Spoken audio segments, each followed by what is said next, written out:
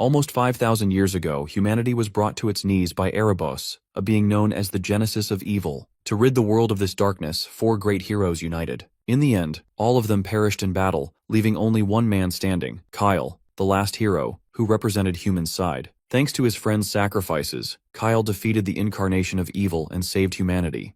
But that was 5,000 years ago. In the present day, history tells a different story, one where Kyle is completely erased from the record.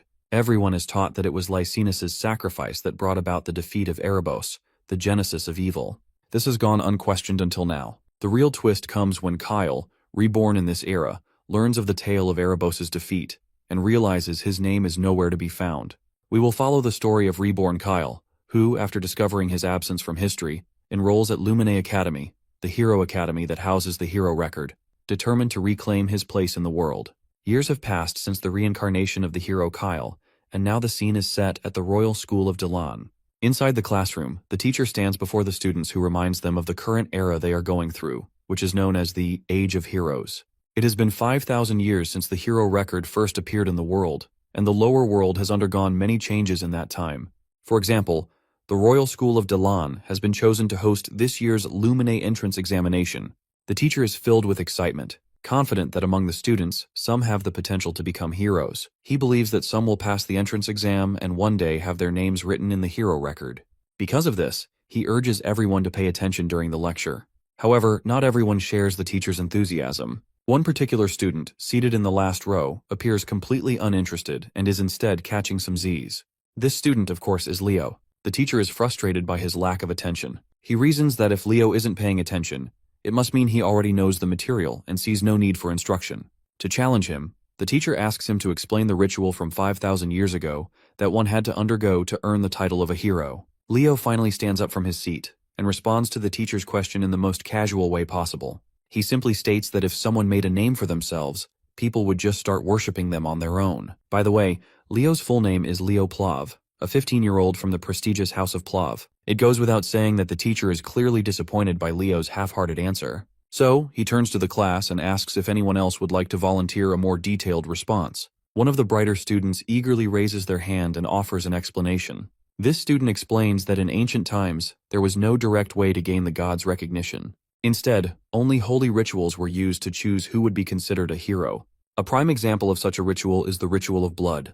The teacher is thoroughly impressed by the depth of the answer. He's certain that this student, Gullivan, will become the greatest magical genius in the kingdom. Gullivan hails from House Tratton. Anyhow, it seems like Leo is getting pretty tired of the usual nonsense he deals with on a daily basis. From his perspective, meeting the gods was nothing special back in the day, as it was just a part of life. After all, the gods once gifted the lower world with a miracle to celebrate the great heroes who fought against Erebos, the hero record. But for some reason, Leo can't understand why he's the only one who's been completely erased from history. No one seems to acknowledge his role, and it's starting to get to him. Later, the students gather around the windows, all eager to catch a glimpse of the Zerdinger clan as they march through the corridor. At the front of the group, there's a lady, Celia Zerdinger, a name that piques everyone's interest and curiosity.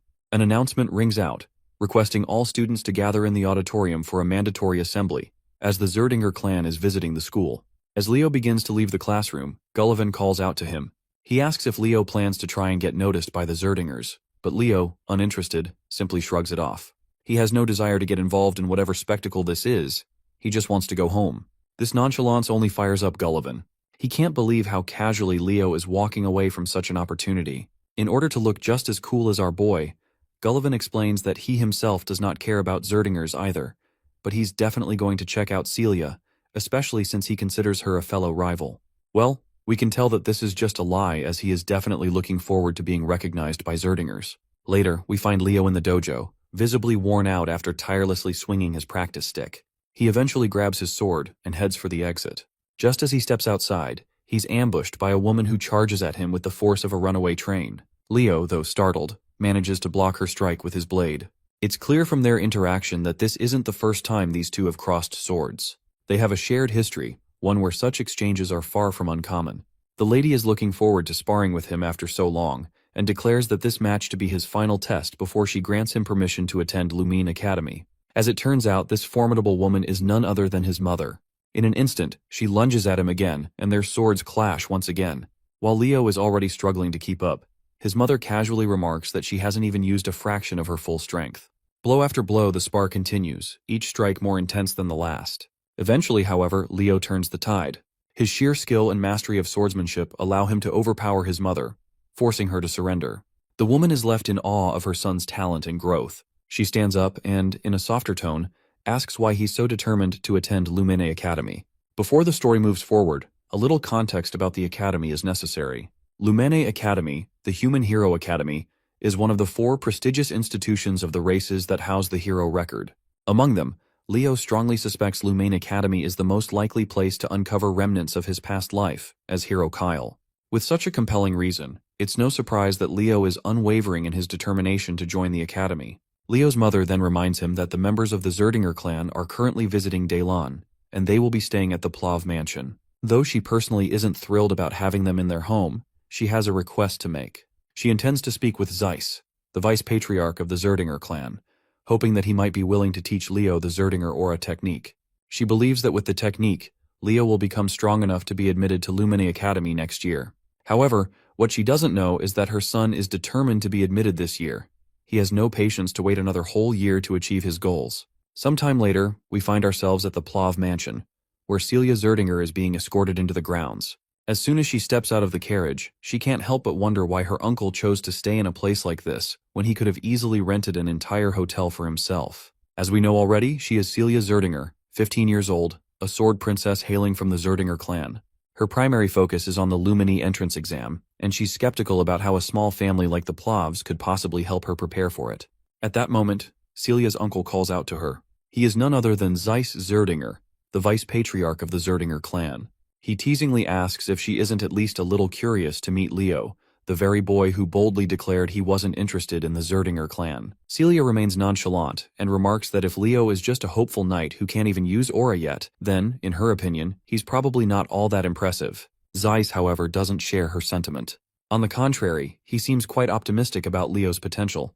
Once they enter the mansion, Zeiss steps forward to greet the heads of the Plav household. He exchanges respectful words with Dade Plav, the patriarch, and Reyna Plav, his wife. Both hosts graciously return the gesture, welcoming the Zerdingers to their home with equal honor. Zeiss then formally introduces Celia to Reyna and Dade. The young lady promptly reciprocates their hospitality with a courteous introduction of her own. She expresses her gratitude for being hosted in their home.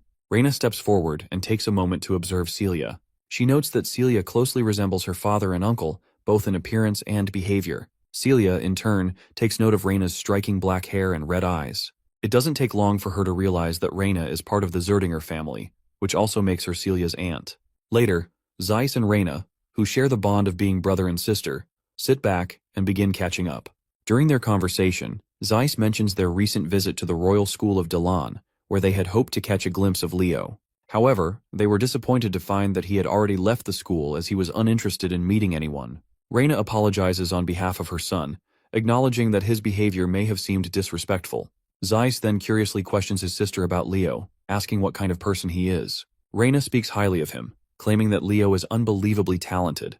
Her response prompts Zeiss to question whether Leo is truly worthy to inherit the Zerdinger flames. Reyna's praise of her son continues, but she makes it clear that she's not simply speaking as a proud mother. Leo genuinely has the talent and potential to be worthy of the Zerdinger legacy. Zeiss is quite intrigued to hear this.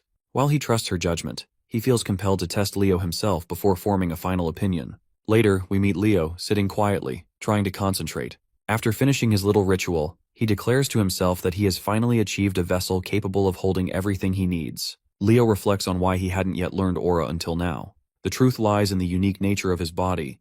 Accepting aura too early would cause it to naturally adapt and specialize in alignment with the aura. This would limit his ability to accumulate mana and soul energy, two essential components of his long-term plan.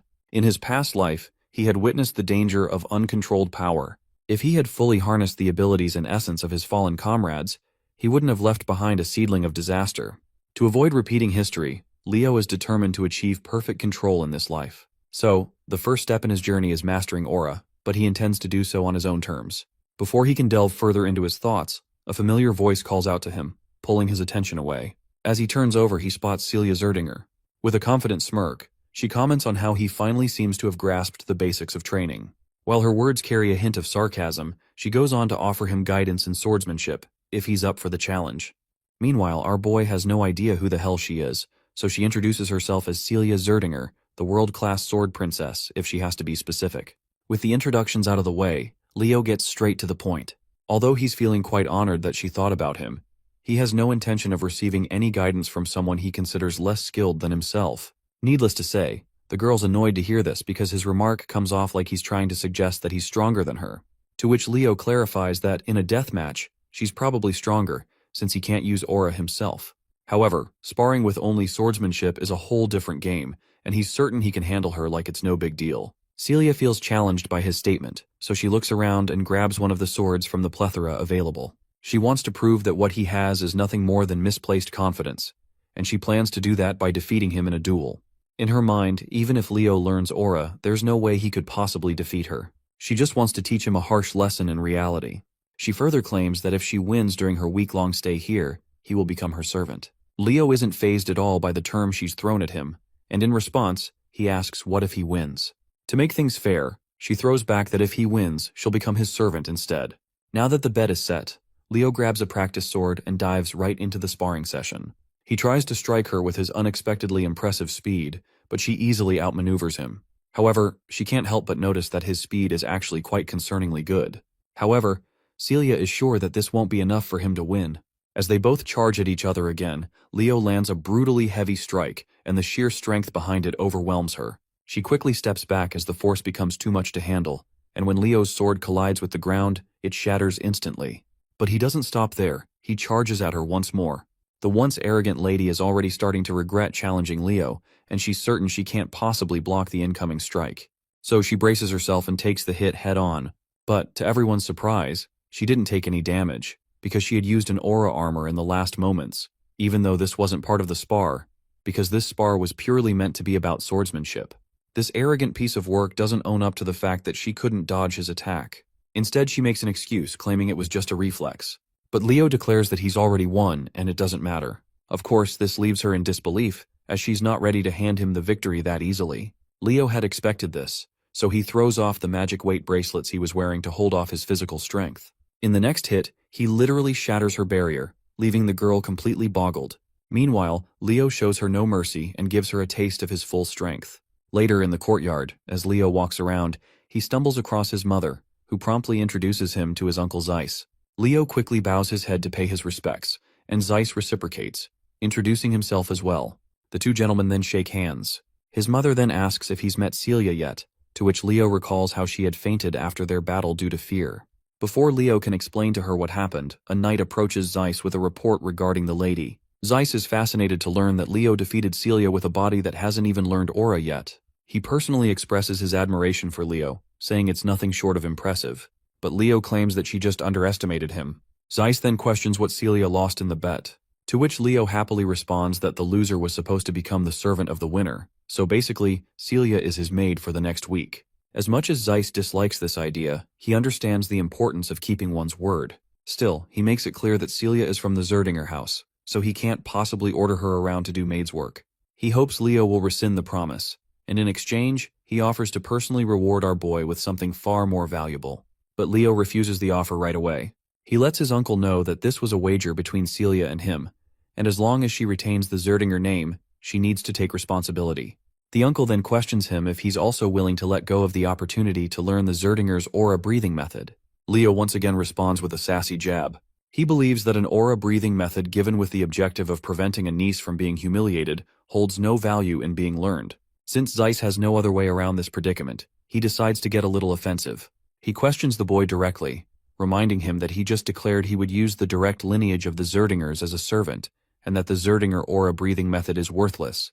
Leo remains unhinged and unafraid of the consequences about to surround him, simply claiming that what his uncle just said is indeed true. Out of the blue, Uncle's mood softens, and he politely questions our boy if he does not think that what he just declared is impudent and impolite. Leo once again makes it clear that he had no intention of insulting the Zerdingers. He claims that if he were being given the aura breathing technique as a reward for defeating Celia, he would have gladly accepted it. However, he has no intention of accepting it as a bribe just so she can escape the consequences of her loss. You see, if his uncle doesn't want to recognize Celia's defeat, it means they believe she is better than him and simply lost the duel by mistake. But Leo makes it clear that even if Celia had sparred against him in earnest, he still would have won. This leaves Leo's mother even prouder. Her brother is equally fascinated to hear such judgment from Leo. The fact that this kid rejected the offer because he didn't like the way his uncle behaved only highlights how outstanding a child he is. He wishes that a child like this were a Zerdinger. Zeiss then gestures to his knights and orders them to send Celia to the maid's quarters. He turns to Leo and grants him the right to address his uncle without any honorary titles. After that short conversation, Leo parts ways, and Zeiss turns to his elder sister, proudly telling her that once he gets back home, he'll make sure to convince their elder brother so they can teach Leo the mighty technique, Phoenix Breath. Later, the scene switches to Leo's room. The first thing we notice is Celia's totally embarrassed face. She's going bonkers with embarrassment as she claims herself as Celia the maid, who will be in charge of Leo for the next week. Leo is literally enjoying the heck out of it when she calls him like that. Who could have imagined that her usual fancy style would actually suit plain maid clothes so well? And this dress just looks like fire on her. Celia seems annoyed by the way he's praising her, as she knows all too well how beautiful she is. Leo apologizes, as he wasn't intending to offend her with his words. But he admits that he had a certain friend who praised beauty way too much, and that habit must have rubbed off on him. He recalls how that particular friend used to say that the beauty of eternity is unparalleled, and if peace ever returns to this world, he'll spend the rest of his life spreading beauty to everyone.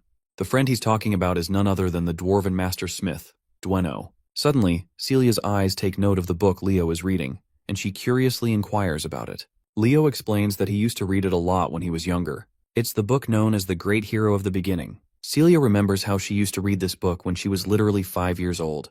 Seeing how much he likes this particular book, she walks over to the bookshelf and pulls out another one, mentioning that there are a lot of books about Kyle. In response, Leo claims that many of the great achievements in history are difficult to attribute to any single hero. He believes that many of these accomplishments, which are attributed to one hero, might actually be the result of the collective actions of multiple heroes over time. In short, he is trying to imply that Kyle's achievements have also been attributed to other heroes. But Celia dismisses such thoughts, claiming that Kyle was probably a scammer who tried to take credit for the achievements of the great heroes. At least, that's what most people think. And of course, she's one of them. Naturally, Leo isn't thrilled to hear that all people consider Kyle a phony scammer with zero contributions to the world. He then pushes aside all the talk about Kyle and decides it's time for breakfast before starting his training. Celia quickly gets into character, and just like any maid would, she humbly asks her young master if she could train with him. Outwardly, she's all pleasant and polite, but inwardly, the girl feels a lot of toxic thoughts toward him. Still, she has to play along because she wants to uncover the secret behind his strength. Leo promptly starts walking toward the training hall to fulfill her request. A while later, we see an exhausted Celia on her knees, breathing heavily. After this first round, Leo gives his feedback. During fighting, when her stamina reaches its limit, her reaction speed slows, and more gaps appear between her movements. And when that happens, she leaves herself open, and the same happens with her right now. But Celia isn't sure that abusing her body like this is actually helpful for training. Leo responds positively, because he thinks that young people these days are just too weak. You see, compared to the past, aura techniques have developed considerably, and that must be why people stopped caring about body training as much. Aura allows one to enhance their body strength, and if you train your body, the aura is also enhanced as well. The girl simply doesn't want to be labeled as weak, so she gathers her guts and stands up for another round. Before diving in, she warns Leo that he better stop underestimating her. But her reckless charge backfires when Leo just flings her away with one swing, and she crashes to the ground. At this point, she's just frustrated after taking one humiliating defeat after another. Leo then offers her a bracelet, which she quickly extends her hands to grab. Little does she know this bracelet is imbued with weight magic, making it insanely heavy. Meanwhile, Leo flashes a sinister smile as he reveals his sinister intentions. He apparently plans to make her train while she wears this bracelet from this point onward. The next day we see Zeiss also watching them both train. After seeing how much Celia is struggling, the uncle is sure this is going to be a good experience for her. Before going to Lumen, it might be good for her pride to crumble at least once. He then calls out to Leo and gives him some good news that he's thinking of asking the Patriarch to allow him to inherit Phoenix Breath.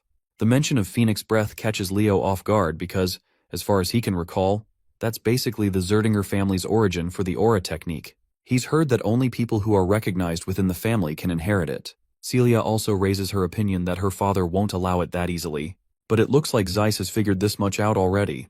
He proposes a condition to Leo.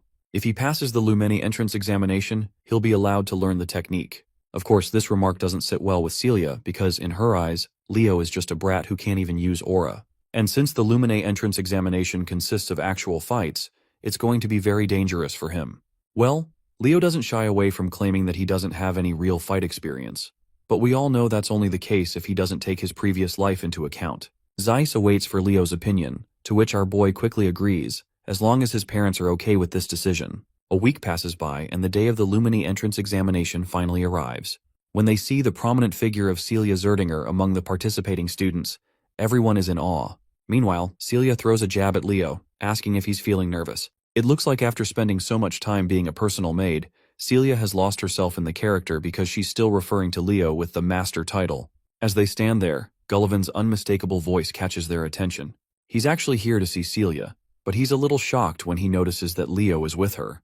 This piece of work throws shade at Leo since he believes that our boy does not belong here, since he doesn't even know how to use aura. At the same time, he tries to greet Celia politely. However, the poor guy is totally ignored by the duo like he doesn't even exist. He gets awkward and tries to remind Celia that he's Gullivan Tratton and he had greeted her when they met last time. But to Gullivan's dismay, Celia doesn't recognize his name and quickly grabs Leo's hand in order to leave the scene. Suddenly, they're called by someone else. It's actually two siblings gracing the scene. The taller one is Abad Llewellyn, hailing from the Llewellyn family, and he's 16 years old. And the shorter girl beside her is Chelsea Llewellyn, 14 years old, and she shares the same family name.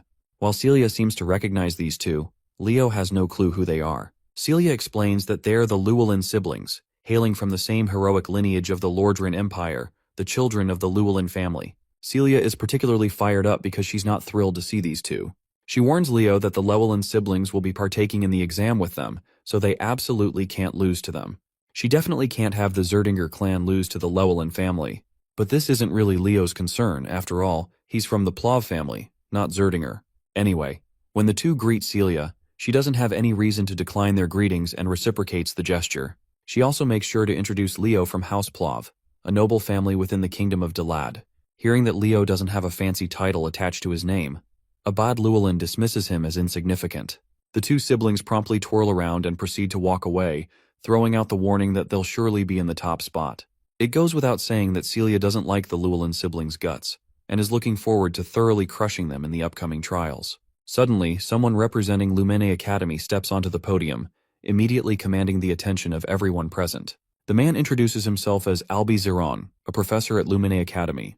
While Celia's expression shifts to one of shock upon seeing this prestigious figure, Leo seems unimpressed, mostly because he has no idea who this guy is. Celia is visibly annoyed that Leo doesn't even recognize someone of Albi's stature. She takes the opportunity to educate him, and explains that Albi Zeron is listed in the Hero Record, a distinguished list of individuals considered heroes of the current era.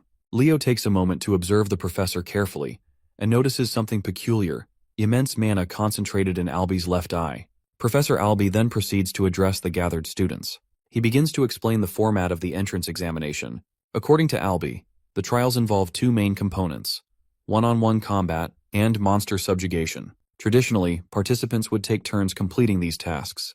However, Albi immediately clarifies that he finds such methods tedious and wastes no time proving his point. In an instant, he burns the sheet of paper he was holding, as if discarding the conventional exam structure entirely. And up next, he pulls out a thick, ancient-looking book. As he opens it, the teacher summons forth the first chapter titled Prologue, The Wild Forest. In that moment, a massive enchantment circle begins to glow under the feet of the entire student body. The scene is set, and no one has a clue what the professor intends to do next.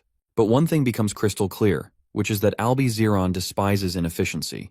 He declares that he's combining all the trials into one seamless challenge and will move forward at once. To understand what's happening, we learn that the hero record isn't just a historical record. Its real value lies in its ability to manifest the hero's world, which contains the experiences of past heroes.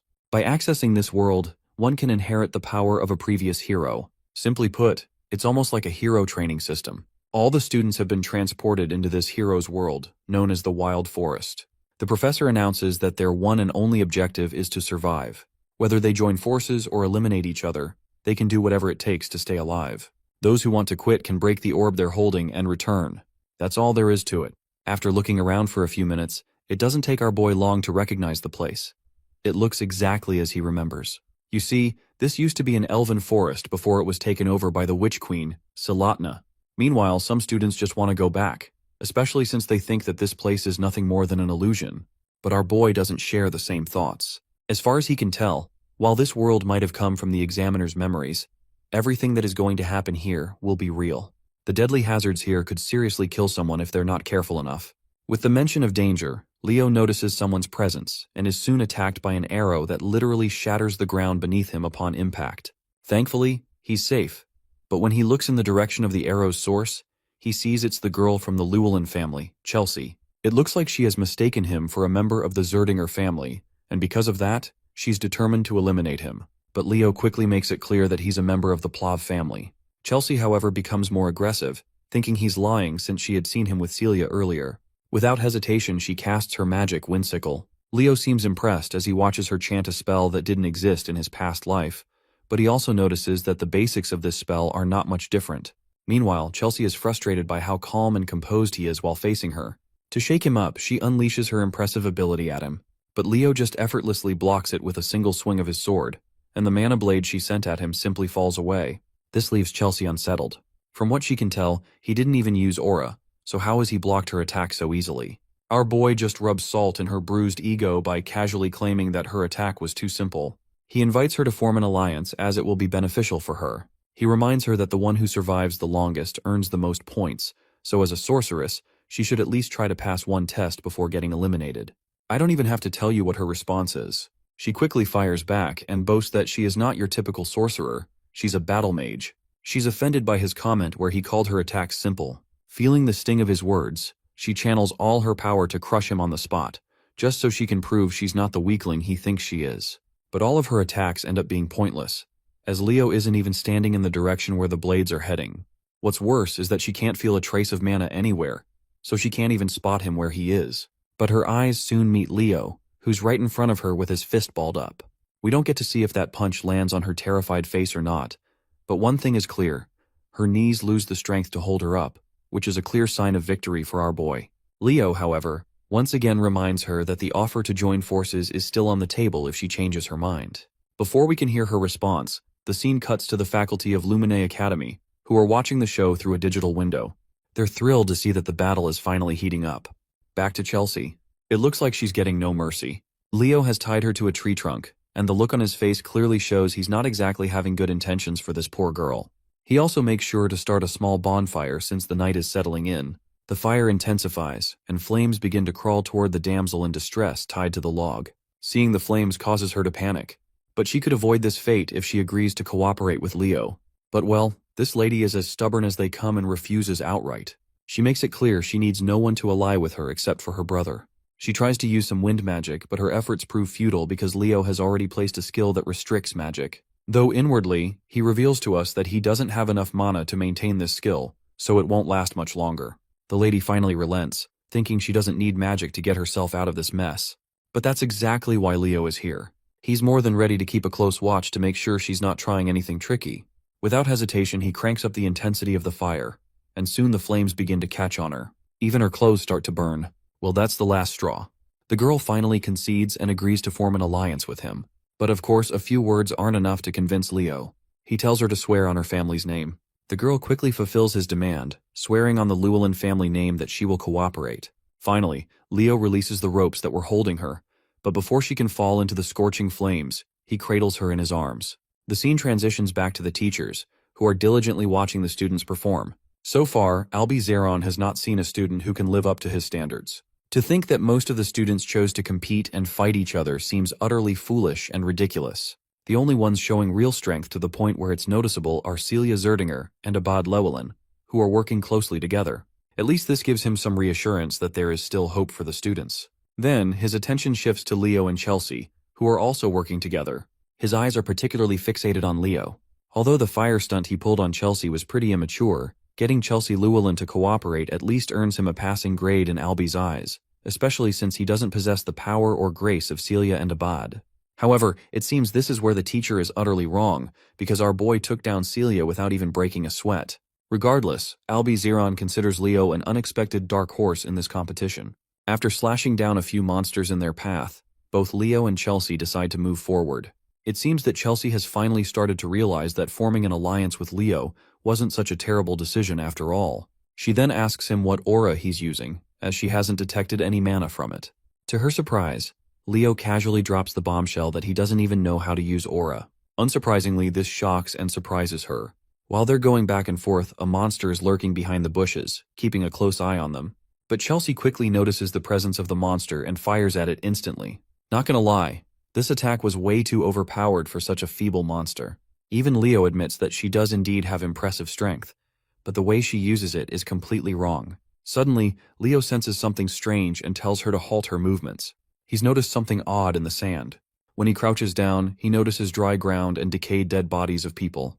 Out of the blue, an explosion erupts, but Leo quickly jumps away while carrying Chelsea in his arms. The sneaky bastards who had set the trap finally emerge from hiding.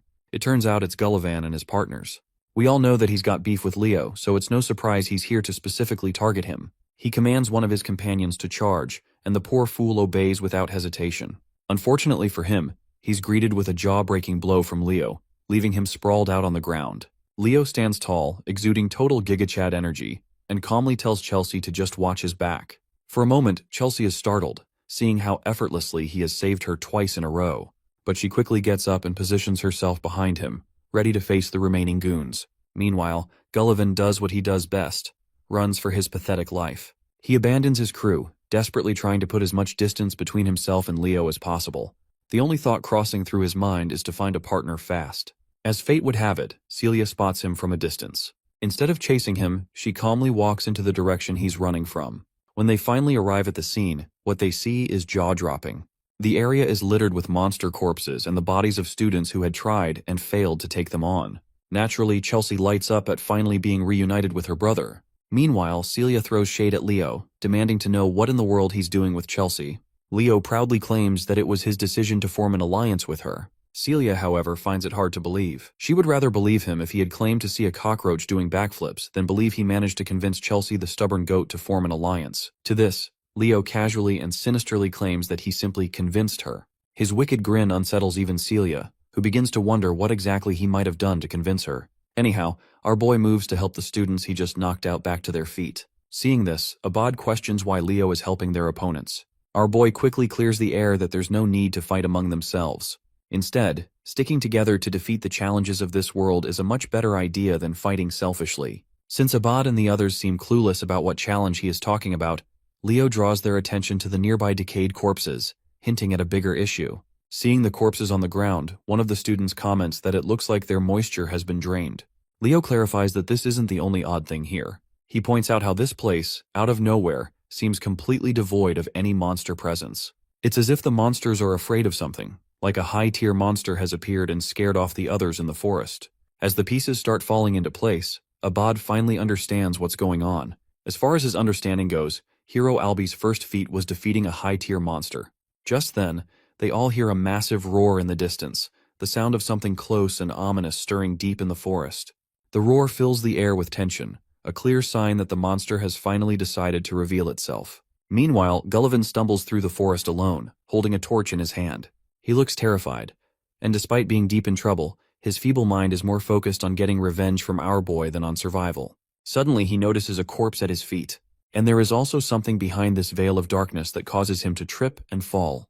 The thing he saw in the dark is a giant monster. The monster looks like a giant spider, and it seems to be quite hungry. By now, it's clear that Gullivan is as good as dead. Let's explore what's happening with Professor Albi and the students. It turns out that a staggering 500 students all failed the exam. The real problem is the fact that the selection process requires the selection of at least 100 students, but there are only 50 of them still left in the test.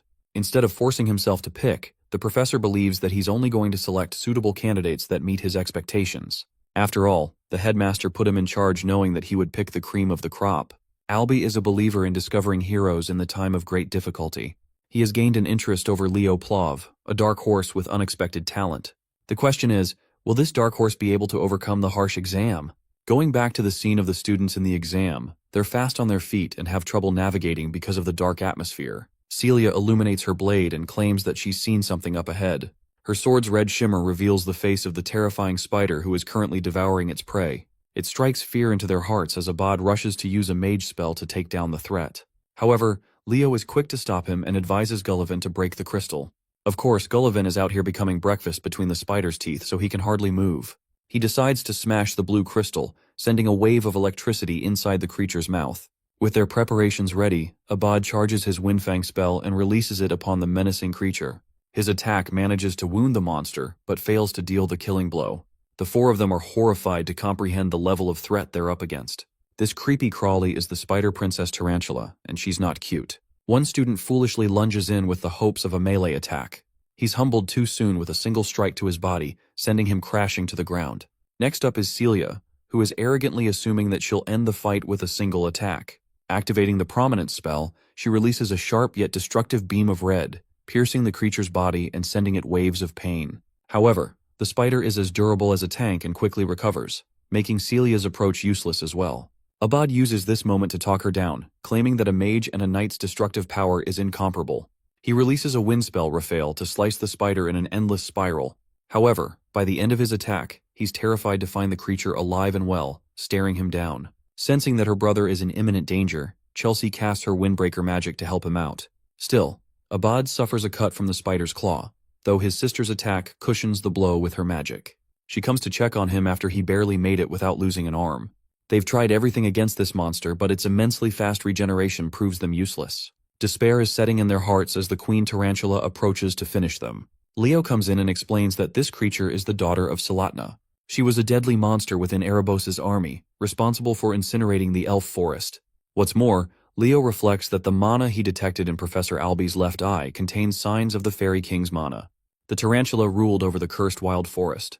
Not only did she annihilate the forest belonging to the elves, but she also ate the most reliable comrade of the Fairy King who rebelled against her.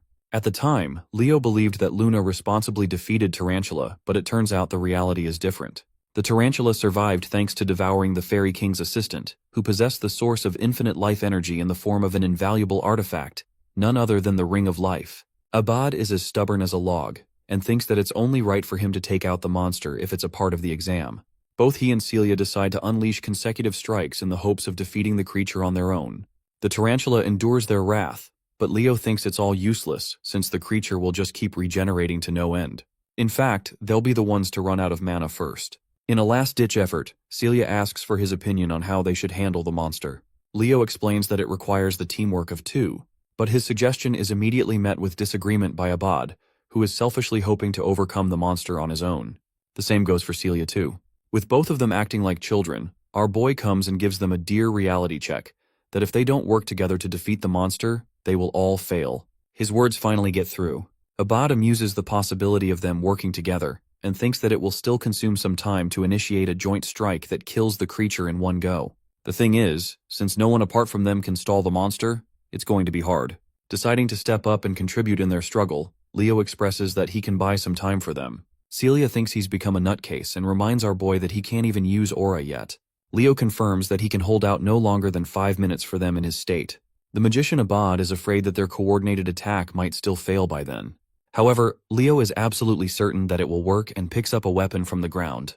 He adds that both fire and wind elements share a great affinity with each other, so it will be sufficient. Despite their differences, the Sword Princess and the Great Magician become allies, while Leo looks up to the ugly spider as a good challenge and a reminder of his past life. The fight begins with our boy impressively slicing off the creature's limb with a sharp swing, shocking the other two students. He goes on to annihilate the creature's face, and finds himself satisfied to find the monster of Tartaros. Exploring a flashback of the past, we see an elven child running in frightening tears. Unfortunately, the monster Tartaros captures him with its webbing. With the boy completely immobilized in the creature's net, there's just no chance of escaping anymore. The spider quickly arrives, ready to consume him whole. The boy begs for his mother's help and awaits impending doom, until one radiant being appears as a savior, a being of light that stops the creature from hurting the child. Luna felt infuriated with the creature wreaking havoc on her homeland, and going as far as to devour the contractor responsible for being the right-hand man of the elven forest. Luna releases a light attack aimed at the toothy creature. Her magic attack enveloped Tartaros, caging the creature before sending down a column of thunder. Luna wasn't expecting Erebos' army to have come and conquered the elven forest as well. At the time, Leo in his original life became responsible for freeing the kid, helping him escape the webbing net. Let's explore the current scene, where he's standing with an axe in hand, ready to buy time for his teammates. Still, he can't do much without his aura.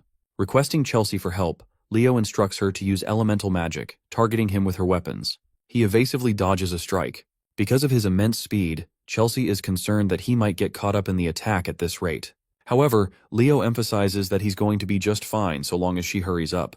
Chelsea activates her magic, ready to mold any kind of weapon for him. Leo is fine with anything as long as it works. She manifests a weapon for him, while he guesses that she's preparing a scimitar and a bastard sword. With both weapons in hand, Leo unleashes his fury of slashes, cutting down on the spider. With each weapon breaking, Chelsea sends another one in his direction. He catches a dagger and a battle axe. Leo's shocking and overwhelming physical capabilities have shocked Chelsea to the core, so much so that she thinks he's an expert in martial arts. Even Abad can't help but think of him as strong. Still, it's not like he's invincible, as a sharp cut grazes his face. Leo thinks that if he can't even stop a stupid spider here and now, then his friends will never stop mocking him in the afterlife. He ramps up the intensity and cuts down the spider, requesting for another weapon. Unfortunately, Chelsea is all out of weapons in her disposal, which comes as a shock to him. Thankfully, however, Celia has already finished preparing her ultimate strike. She unleashes a roaring spiral of fire, incinerating the creature and defeating it at once. The ring of life drops is cleared from its body, and the monster is subjugated at last. Celia drops to the ground, thankful that everything is over now. Still, she can't help but focus on Leo's inhuman performance to hold back Tartaros for 5 minutes. Celia tries to praise him, but Chelsea is even faster with her words. She's become his #1 fan and thinks that his performance just now was comparable to the heroes of the legends. Leo doesn't think much of it, but this chick is going crazy for him as she wants to become a battle mage specialist. She pleads to learn from him. Funnily enough, Celia is hoping for Chelsea to receive exclusive training from him to get a taste of what suffering truly looks like. Anyway, our boy proceeds to grab the Ring of Life, which manifests Prince Silid as a fairy. He rekindles the prince's memory by saying his name. Hearing that, he goes back into the ring and accepting Silid as the Fairy King. This is all thanks to Professor Albie stumbling upon the Eye of Mana. The countdown for the testing ground is starting. Clearing Tay stage has earned them the reward of the Fairy King's pledge. Before they're transferred, Leo recognizes someone from his past life. Fast forward to Kalian Badian, the principal of the academy, who is reviewing the exam report of the Western Territory. His assistant wonders how many students Albie ended up passing because of his strict requirements. The headmaster is rather surprised to see 40 students coming clean from the exam, which still isn't a high number. The headmaster isn't too disappointed because this dude thought he'd only see 10 students passing at most. This is still a great achievement. Celia and Abad seem to be the top candidates in his expectations.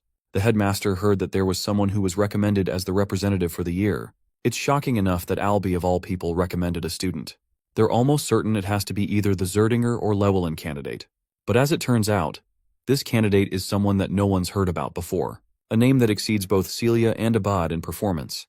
We come to Professor Albie's side of things, who is sharply assessing the boy's abilities. He recommended the student Leo Plav as the representative of the Night Division.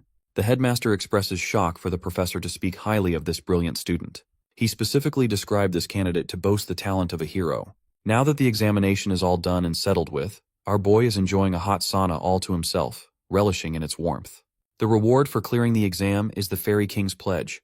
Now when it comes to clearing a hero's living world, there isn't supposed to be a typical reward, but strangely, he was given one as the exception. Leo doesn't understand why and sees his mother standing in front of him. She confronts the boy, questioning if he knows why she was expelled from the House of Zerdinger. In an effort to rescue an ally, she ended up losing control and unleashed the flames of Zerdinger. But she hasn't come to regret her decision, not even now. Fixating her attention to her only son, she wants the boy's incredible talent to be steered in the right direction. Also, she's most delighted to congratulate him on being accepted into the academy. Stepping foot in the glorious Lumeria city, the students are requested to collect their belongings before stepping foot outside the gate. Lumeria is the centerpiece of the world, and its most prized institution is the Lumine Academy. With Leo finally having arrived, his uncle comes to greet the boy and shares his congratulations for passing. Leo wonders what he's doing here, and learns that the House of Zerdinger is currently busy resolving an unending debate that has been going on for at least a month's time. He quizzes the boy, asking if he knows the reason for the conflict. Leo wonders if it has anything to do with the inheritance of the Phoenix Breath. His uncle confirms that it's exactly the case, and while his older sister isn't a part of the Zerdinger clan, Leo is inevitably her son. Then there's the fact that the elders of the clan are highly impressed by the boy's clearance of the Western exam, notorious for being extremely difficult. Leo is handed a special subspace key, which he decides to use at once by chanting a command. It unlocks access to a special book. His uncle then instructs him to stain the pages of the book with his blood. Leo follows his instructions, biting his thumb and releasing the splattering drops on the page. Now that he's shared his blood, he has access to the information inside the book. No one else will be able to know. And while it isn't easy to master the techniques of the Zerdingers, his uncle is confident in the boy's talent and believes he will get used to it in no time. With this, he officially welcomes him to the house of Zerdinger. After their meeting, Celia requests to meet Leo in an unknown location. Suddenly, a girl randomly bumps into him, causing the both of them to crash. Glasses girl over here quickly gathers her books, apologizing for her careless rushing. She goes away when Leo notices her card. He picks it up and learns about Chloe Muller, who is a freshman at the academy. Leo opens the door to find an annoyed Celia, who reminds him that they've got a lot of things to shop for and he's already late. He apologizes, as he unexpectedly ran into his uncle before coming here. Beaming with joy, Celia curiously asks what happened. To answer her burning question, the boy commands the flames of the Zerdinger family, questioning if he's doing things the right way. Seeing this, she's in utter disbelief. The confident Leo managed to master the secret technique in less than a month. His incredible achievement causes her to fall in shock and leaves her wondering if he's even human. Later that day, the Sword Princess and the Forgotten Hero are spotting a ship docking nearby. Professor Ain Elandieu introduces himself as the instructor of the night class. He wants the students to board the ship immediately, as they will be leaving for Lumen soon. The journey begins with the students leisurely enjoying their time. Leo and Celia look like a couple, which causes a confident young fellow to release a comment that gets on Celia's nerves. This an alchemist from the kingdom of Moira, and he's a merchant with everything to sell. He attempts to do business with the couple in case they need supplies at the school. Leo introduces himself by his student identity and explains that he belongs to the kingdom of Delad. Thomas is noticeably surprised to hear this, because that kingdom took the difficult Western exam. Leo wants to address the elephant in the room, as he's finding the whole setting a little too strange. It seems too peaceful, even though Celia thinks that this is the standard treatment the freshmen should receive after clearing the exam. The boy turns his attention to their instructor, while Thomas agrees with Celia's understanding of the situation. All of a sudden, the ship shakes as a gigantic tentacle rises from the ocean. It nearly crushes Thomas, while the rest of the students are begging for their instructor to intervene. Casually sipping his wine, their teacher mocks them for ever even asking for help. He reminds them that the students of the Lumen Academy are expected to perform their best in the time of danger, so this is a challenge for them to overcome on their own. They're up against the ugliest of the uglies. A giant kraken stares down at the students. Even in this tense situation, the Forgotten Hero maintains his composure and slices the creature's tentacle with his blade. Celia's also doing fine on her own. Experiencing the fiery attack of the Sword Princess, the kraken reacts with a water spray, causing Celia to get drenched. The monster grabs Thomas, who's shouting his mouth off. Seeing this, both Celia and Leo come rushing full speed to slice the creature down. With the alchemist's greed, he offers his shock. He was expecting the Sword Princess to do well on her own because of her reputation, but he wasn't expecting another student to be just as fierce. Poor Thomas nearly gets crushed by a frozen tentacle and shouts at the person who could have killed him just now. Chloe, the glasses girl that bumped into our boy, is commanding ice magic and holding the monster off on her own. She talks down on the alchemist, who is needlessly becoming a burden in the fight instead of staying behind. Thomas confesses that people like her don't give a damn about those weaker than them trying to help. With another piece of tentacle crushed, we get to see the dynamic duo of Abad and Chelsea rising to the scene. They're still not done with their rivalry between the two clans. Still, the battle mage has her eyes set on our boy despite being enemies. With numerous monsters in the lake teeming on their way to the academy, the instructor thinks this is the perfect welcoming party for the freshmen. Enjoying his wine, he comments on the top performers: Chen, Celia, Abad, Chloe, Walden, and finally Duran, Moira. The captains of each region are performing excellently against the threat. However, beyond them is a student that has overshadowed their performance. An unknown freshman with no commanding dominance in any region. His swordsmanship is the definition of perfection, and he's reacting as if he's predicting every attack. The instructor is glad that he's going to see the boy unleash his full potential in his classes. Anyway, the useless alchemist is quick to run out of his potions as they finally arrive at their destination. Hopping off from the ship, the instructor expects the students to get used to the monster treatment, since they're going to deal with it a lot. It's time to explore the glorious entrance hall. The Lumini Academy's training grounds are extraordinary. Many spectators are hoping for the freshmen to put on a good show. The entrance ceremony is soon to begin. The night division is grouped by their instructor, who wants the captains to come to the front of the lines. The headmaster of the academy oversees the announcement, expecting great things from the hero candidates of this year. Kalian emphasizes to the students that if they ever want to become strong heroes, they'll have to risk their lives and always be expected to surpass their limits. Slamming his fist to the ground, the headmaster believes that if they can't do the bare minimum of what he just mentioned, then they don't belong to the prestigious institution. And then a second later he melts into a grandpa, acting like he didn't just intimidate the crap out of them. Kalian points out and asks why they've all gone quiet all of a sudden. His radiant reputation and image as the brilliant swordmaster slowly gets tainted by the day. Next up is a speech from the freshman representative, a name that the first years are looking forward to. It's not Celia, Abad, Chloe, or anyone else. Only Leo Plav's name is chanted, coming as a shock to even him. He quickly turns to the professor and realizes that he must have recommended him. Leo approaches the podium and addresses the professors and seniors with his speech. While this is going on, many students are bickering about the talks of this unknown student. They don't know what happened or who even is. The speech comes to an exhausting end, as Leo Plav is inquired about his goals as the representative of the year. He realizes that their goal is to intentionally provoke the finishers behind him. Leo offers his words in a very polite and professional manner, drawing attention from the other instructors.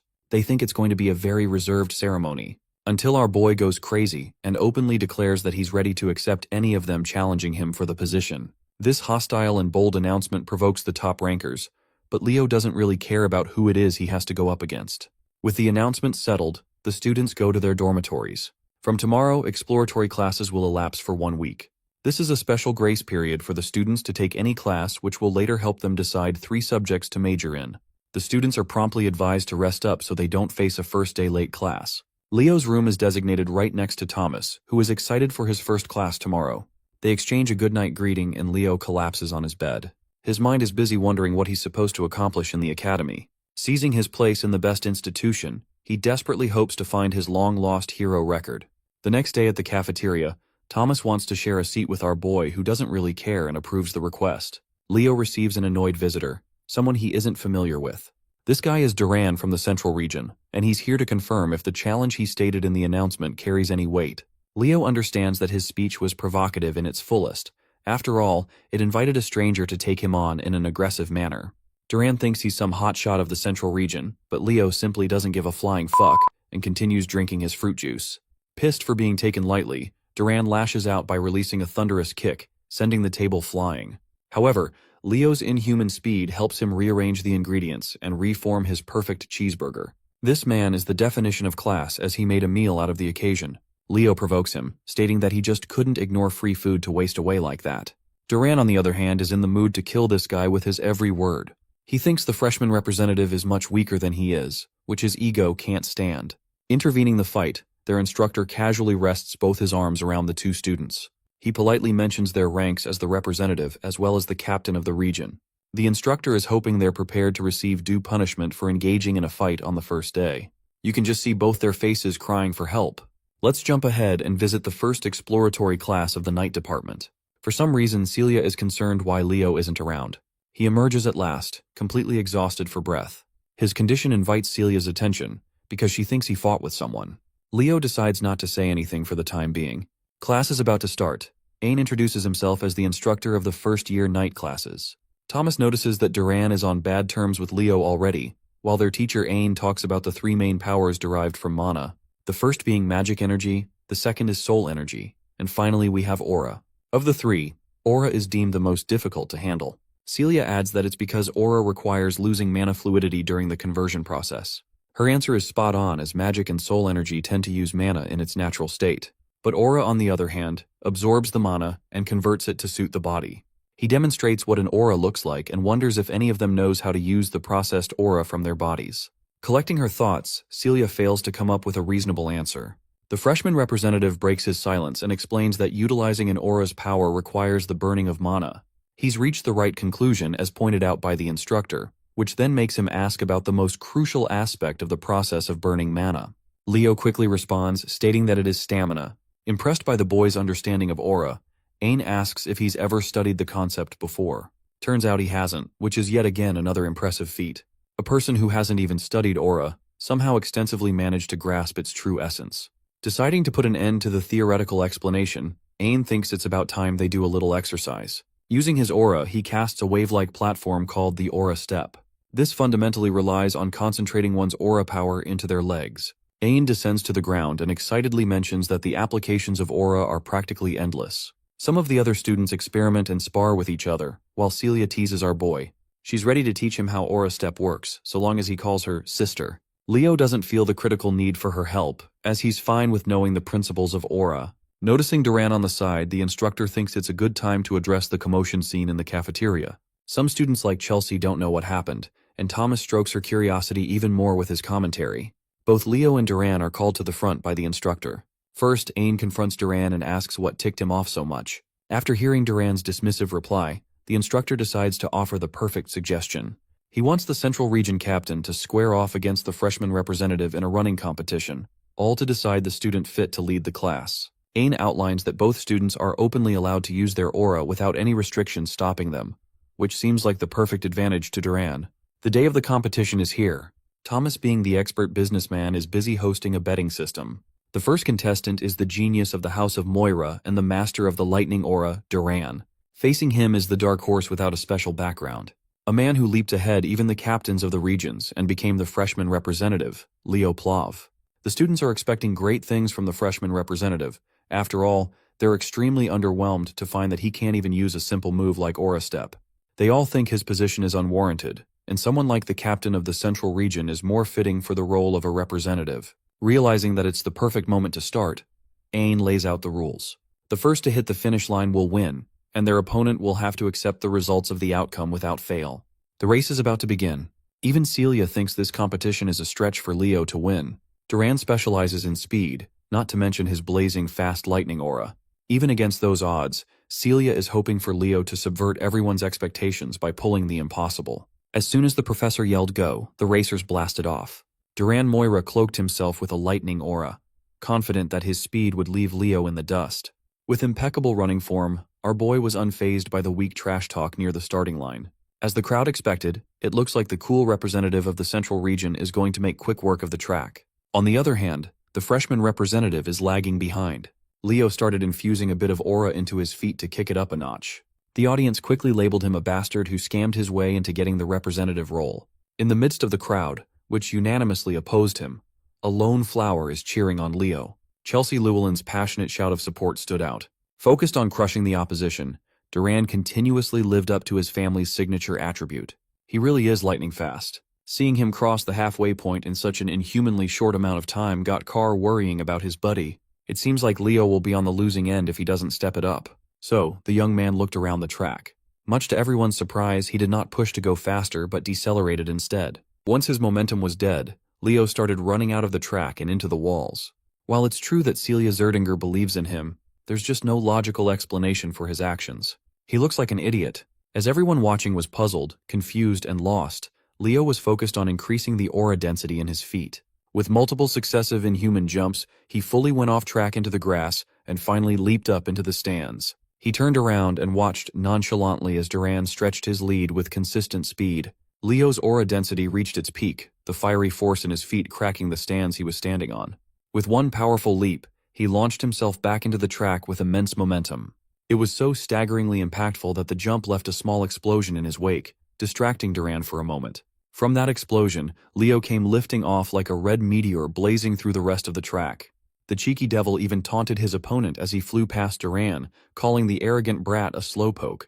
The speeding meteor quickly reached the finish line. His graceful landing was a sight to behold. Duran watched a few meters away, dumbfounded. His lightning cloak has been banished. This is a clear and utter L. Leo craned his head back and confidently smiled. He won, but the damage in the stands was quite heavy. It was worth it, though. The crowd, who was talking smack just a second ago, was bewildered. They knew that whatever they just saw was no joke. As far as they know, Duran is the fastest among first-year students. To think that anyone would beat him is just absurd. Moreover, he lost to a kid who hasn't properly learned aura yet. Among everyone in the crowd, one of the few that caught what Leo truly did was Celia. She knew that he didn't use aura step. What he showed was a full-blown phoenix step. Since Leo won, Carr and Chelsea were brimming with joy, full of compliments for their friend. The professor quietly deliberated what he had just seen. Duran used his specialty, lightning aura, and increased his speed. That was already expected, but the speed that the boy displayed was still mind-blowing. Meanwhile, Leo Plav was significantly slower in the traditional sense, but he was far better at handling aura. He gathered and focused his fire aura on his feet to blast off. He created a single formidable aura step in the process of doing so. It was a flawless application of a simple concept. Being the sportsman that he is, Leo came up to Duran and offered his hand while telling him that it was a good match. He even admitted that if this was a long-distance race, the results would have been different. Still salty about his loss, The brat refused to shake his hand, and even bumped his shoulder out of the way. The professor is positive that among the current generation of disciples they have, a formidable hero might finally be born again. As soon as Leo reached the corner of his friends, Chelsea immediately showered him with compliments. He was so cool that she expressed her desire to train with him. Carr asks Celia why Chelsea is so into Leo and not him when the answer is so blatantly obvious. Since the class was over, Carr invited everyone to the cafe, even offering to treat everyone. Leo apologized as he couldn't tag along for leisure. Without saying another word, he quietly walked away from his clique. When asked where he was going, he simply answered that he was going to listen in on summoning classes. Confused, his friends asked why a night student would sit down in a summoning class. As usual, the reason is for research purposes. There's still something Leo can't wrap his head around. Why did the Fairy King give him the pledge as a reward? As far as he knows, the rewards of the hero's world are connected to the world owner's power. The reward he received is seemingly related to summoning, but Professor Albie is a pure magician and not a summoner. By that logic, Leo should have received a magic-related ability. Furthermore, to make contact with a fair, one must go to Fairyland. Whatever reward he got won't be of use for now. While Leo was waiting at the site of the summoning classes, a familiar voice asked if he was also a summoning student. It turned out to be the Eastern captain and top scorer, Chen Xia. Unlike the other captain who just raced, this lady is polite, cheerful, and kind. They exchanged pleasantries, and she insisted that he just call her Xia from now on. She was sure that Leo was a student of the Night Division, so seeing that he also had an interest in summoning was very unexpected. He asserted that he's simply interested in spiritualism. If that's the case, then they are going to see each other more often in a lot of classes. When asked what spirit she made a contract with, Xia summoned a beautiful water sprite out of thin air. Unfortunately, Leo hasn't made a single contract yet. As kind as always, Xia insisted that if he ever needed help with spirit summoning, he should feel free to call her. Leo is not one to turn down help and connections. Then he made the mistake of asking a lady how old she was. Xia smiled and answered that she was 17 years old. She also knows that Leo is younger than her at just 15. In Leo's mind, he was thinking of how young Xia looked. She looks even younger than Chelsea. Jeena noticed his brief pause and confronted him if he was thinking of something rude, which Leo denied. That's right, boys. Always deny. Anyway, she just came up to him to say that she was deeply impressed by his race against Duran. She was actually in the crowd while it was going down. The sight of him blazing through the track has been imprinted in her mind. With determination, she asked him to accept her challenge to one of these days. Amused, Leo smiled and didn't back down. After meeting all sorts of bombastic characters, it's nice to finally meet a normal person. And so, the Summoning Division's exploratory class has officially started. Right from the get-go, their venue was unusual. Instead of a classroom, they are out in the fields. A few notable figures are present. These two have faces and white hair, so they must be real characters instead of extras. Leo scanned the area and saw a very low number of students congregating. She already expected as much. Summoning isn't a popular choice after all. Just as he was wondering why the class was being held outdoors, the answer came flying down from the skies. A massive, scaly body with wings that covered the sun flew over the students' heads. The creature landed, displaying its fearsome figure for everyone to see. It was a black wyvern. Some of the students with paltry willpower lost strength in their knees as soon as they saw the beast. Then, the woman riding on top of the wyvern smiled and asserted that her wyvern seemed to have taken a liking to this class. She jumped off her mount and introduced herself as Yura Marin, the summoning teacher who's going to teach the freshmen for the entire school year. Yura is a grade A beauty with her long white hair, toned body, and devilish features. The hormonal students just wanted to become their teacher's summon at this point. Leo reckoned that if Pervy Dueno had been here, he would have lost his mind at the sight of a woman with a different type of charm than Luna and Lysinus. He would surely be inspired to make more cultured art. Going right into business, Miss Yura addressed her little greenhorns. The fact that they are in this prestigious program must mean that they have some talent in the field. The freshmen answered affirmatively. Miss Yura liked how confident they were. So they will be moving to the practice area immediately. She called in Carlo, the first-year summoning class associate professor, to bring out the griffins. Miss Yura explained that they would be riding together in groups of 2. They have enough griffins to accommodate everyone's asses. The problem is, this is everyone's first time handling something as finicky as a griffin. As soon as she heard a complaint, Miss Yura's eyes turned hostile as she asked if they wanted to listen to her lesson or not. Jumping on top of her black wyvern, she announced that those who think they can't ride a griffin should just quit and go back. Her scaly beast mirrored her intensity. It roared and flapped its wings, taking off while establishing dominance. While everyone was shaken, a long student stood proudly and unbothered. Associate Professor Carlo interjected lightly, telling the kids to hurry and follow the professor. Once they got over their initial fear and uncertainty, Most students found out that the griffins were gentler than they thought. Some of these four-legged birds are very tricky to deal with, though. It's just the luck of the draw. Leo and Zia partnered up for the activity. She politely asked if she could hold the reins, and Leo gladly gave way. And so the students were lifted off the ground 2 by 2. Those who adapted quickly caught up to the professor's pace, bypassing the sea by taking to the skies. They were not expecting to be allowed to do something so bold as to ride a griffin on the first day. As expected of Lumine's top-notch programs, everyone's uneasiness regarding the griffins is practically erased. Some students were even bickering as to who should hold the reins. Xia and Leo were breezing through the sky with Xia as the driver. She was a bit worried, but the griffin they got is a real sweetheart. But it's still best to be careful. Griffins are difficult to control for first-time riders. Seeing that everything was going swimmingly, Miss Yura decided to shake things up and pulled out a whistle. She blew on it with strength, emitting an imperceptible sound that only the griffins could hear. As soon as the four-legged birds heard the tune, it was as if something primal awakened inside of them. Their talons protruded in full display, and all of the birds started behaving erratically. The weak-willed students turned to the professor for help, not knowing that she's the reason why the beasts are going out of control. Miss Yura reckoned that those who can't even handle an out-of-control griffin should not call themselves a student of Lumine Academy. Even Zia, a reasonably experienced young summoner, was struggling with their bird. While she was trying to wrestle the bird with the reins, Leo grabbed her hand and waist to stabilize her seat. He warned her that griffins are prideful beasts. Trying to overpower them with strength will only make them act out even more. He was gentle with his touch. Leo finessed her fingers in subtle ways to keep the rampaging mount in control. Taking over from behind, he shifted gears and made the griffin fly faster than ever. They were going so quickly and steadily that they eventually passed the professor and her associate. Miss Yura praised his control over the beast. She turned to Carlo and confirmed if the first-year representative was an applicant for the night major. According to the records, that should be the case. He's riding so good that she wonders if he has a personal griffin back home. However, according to Carlo's records, Leo is not from a noble household that can afford one. That must mean he's operating purely on talent alone. It's still early in the class, but Miss Yura is optimistic that she might have just found a hidden little gem. After that sky debacle, every student eventually reached the island of summons, every summoning major's practice grounds. A lot of the kids were throwing up on the beach after such a nauseating wild ride. On the other hand, Leo is just roaming the white sandy beach in search of a suitable fruit. When he finally found one with the right size and ripeness, he motioned to pluck it off the tree and saw a burnt feather. His mind started racing with possibilities, but he kept it to himself for now. After grabbing the ripe fruit, he fed it to the griffin as a sign of gratitude for bringing them to the island safely. With everyone accounted for, Miss Yura called everyone to gather up. From now on, they will be taking a practical exam on the first day, no less. Some of these kids just wanted to check out the exploratory class period, but now they're facing an impromptu exam. Miss Yura explained that compared to the other two majors, the path summoners must walk goes much further. Everyone should already be aware of that. For summoning, just having control over mana is not nearly enough. In order to make a proper contract with a suitable spirit, one needs the proper spirit affinity. To command your summons adeptly, adequate taming ability is a necessity.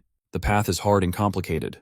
That is why the number of summoner heroes is vastly lower than that of the other two traditional classes. However, compared to other heroes, summoners who rise to get the title accomplish much more than the vast majority. Great summoners have deeply etched their names in history. That is the allure of being a summoner. Every student here wishes to become that sort of legendary figure in their own right. Eliza Hergen, from the renowned summoner hero family of the North, the Hergen clan, stepped up to the challenge and asked the professor what sort of exam they must face.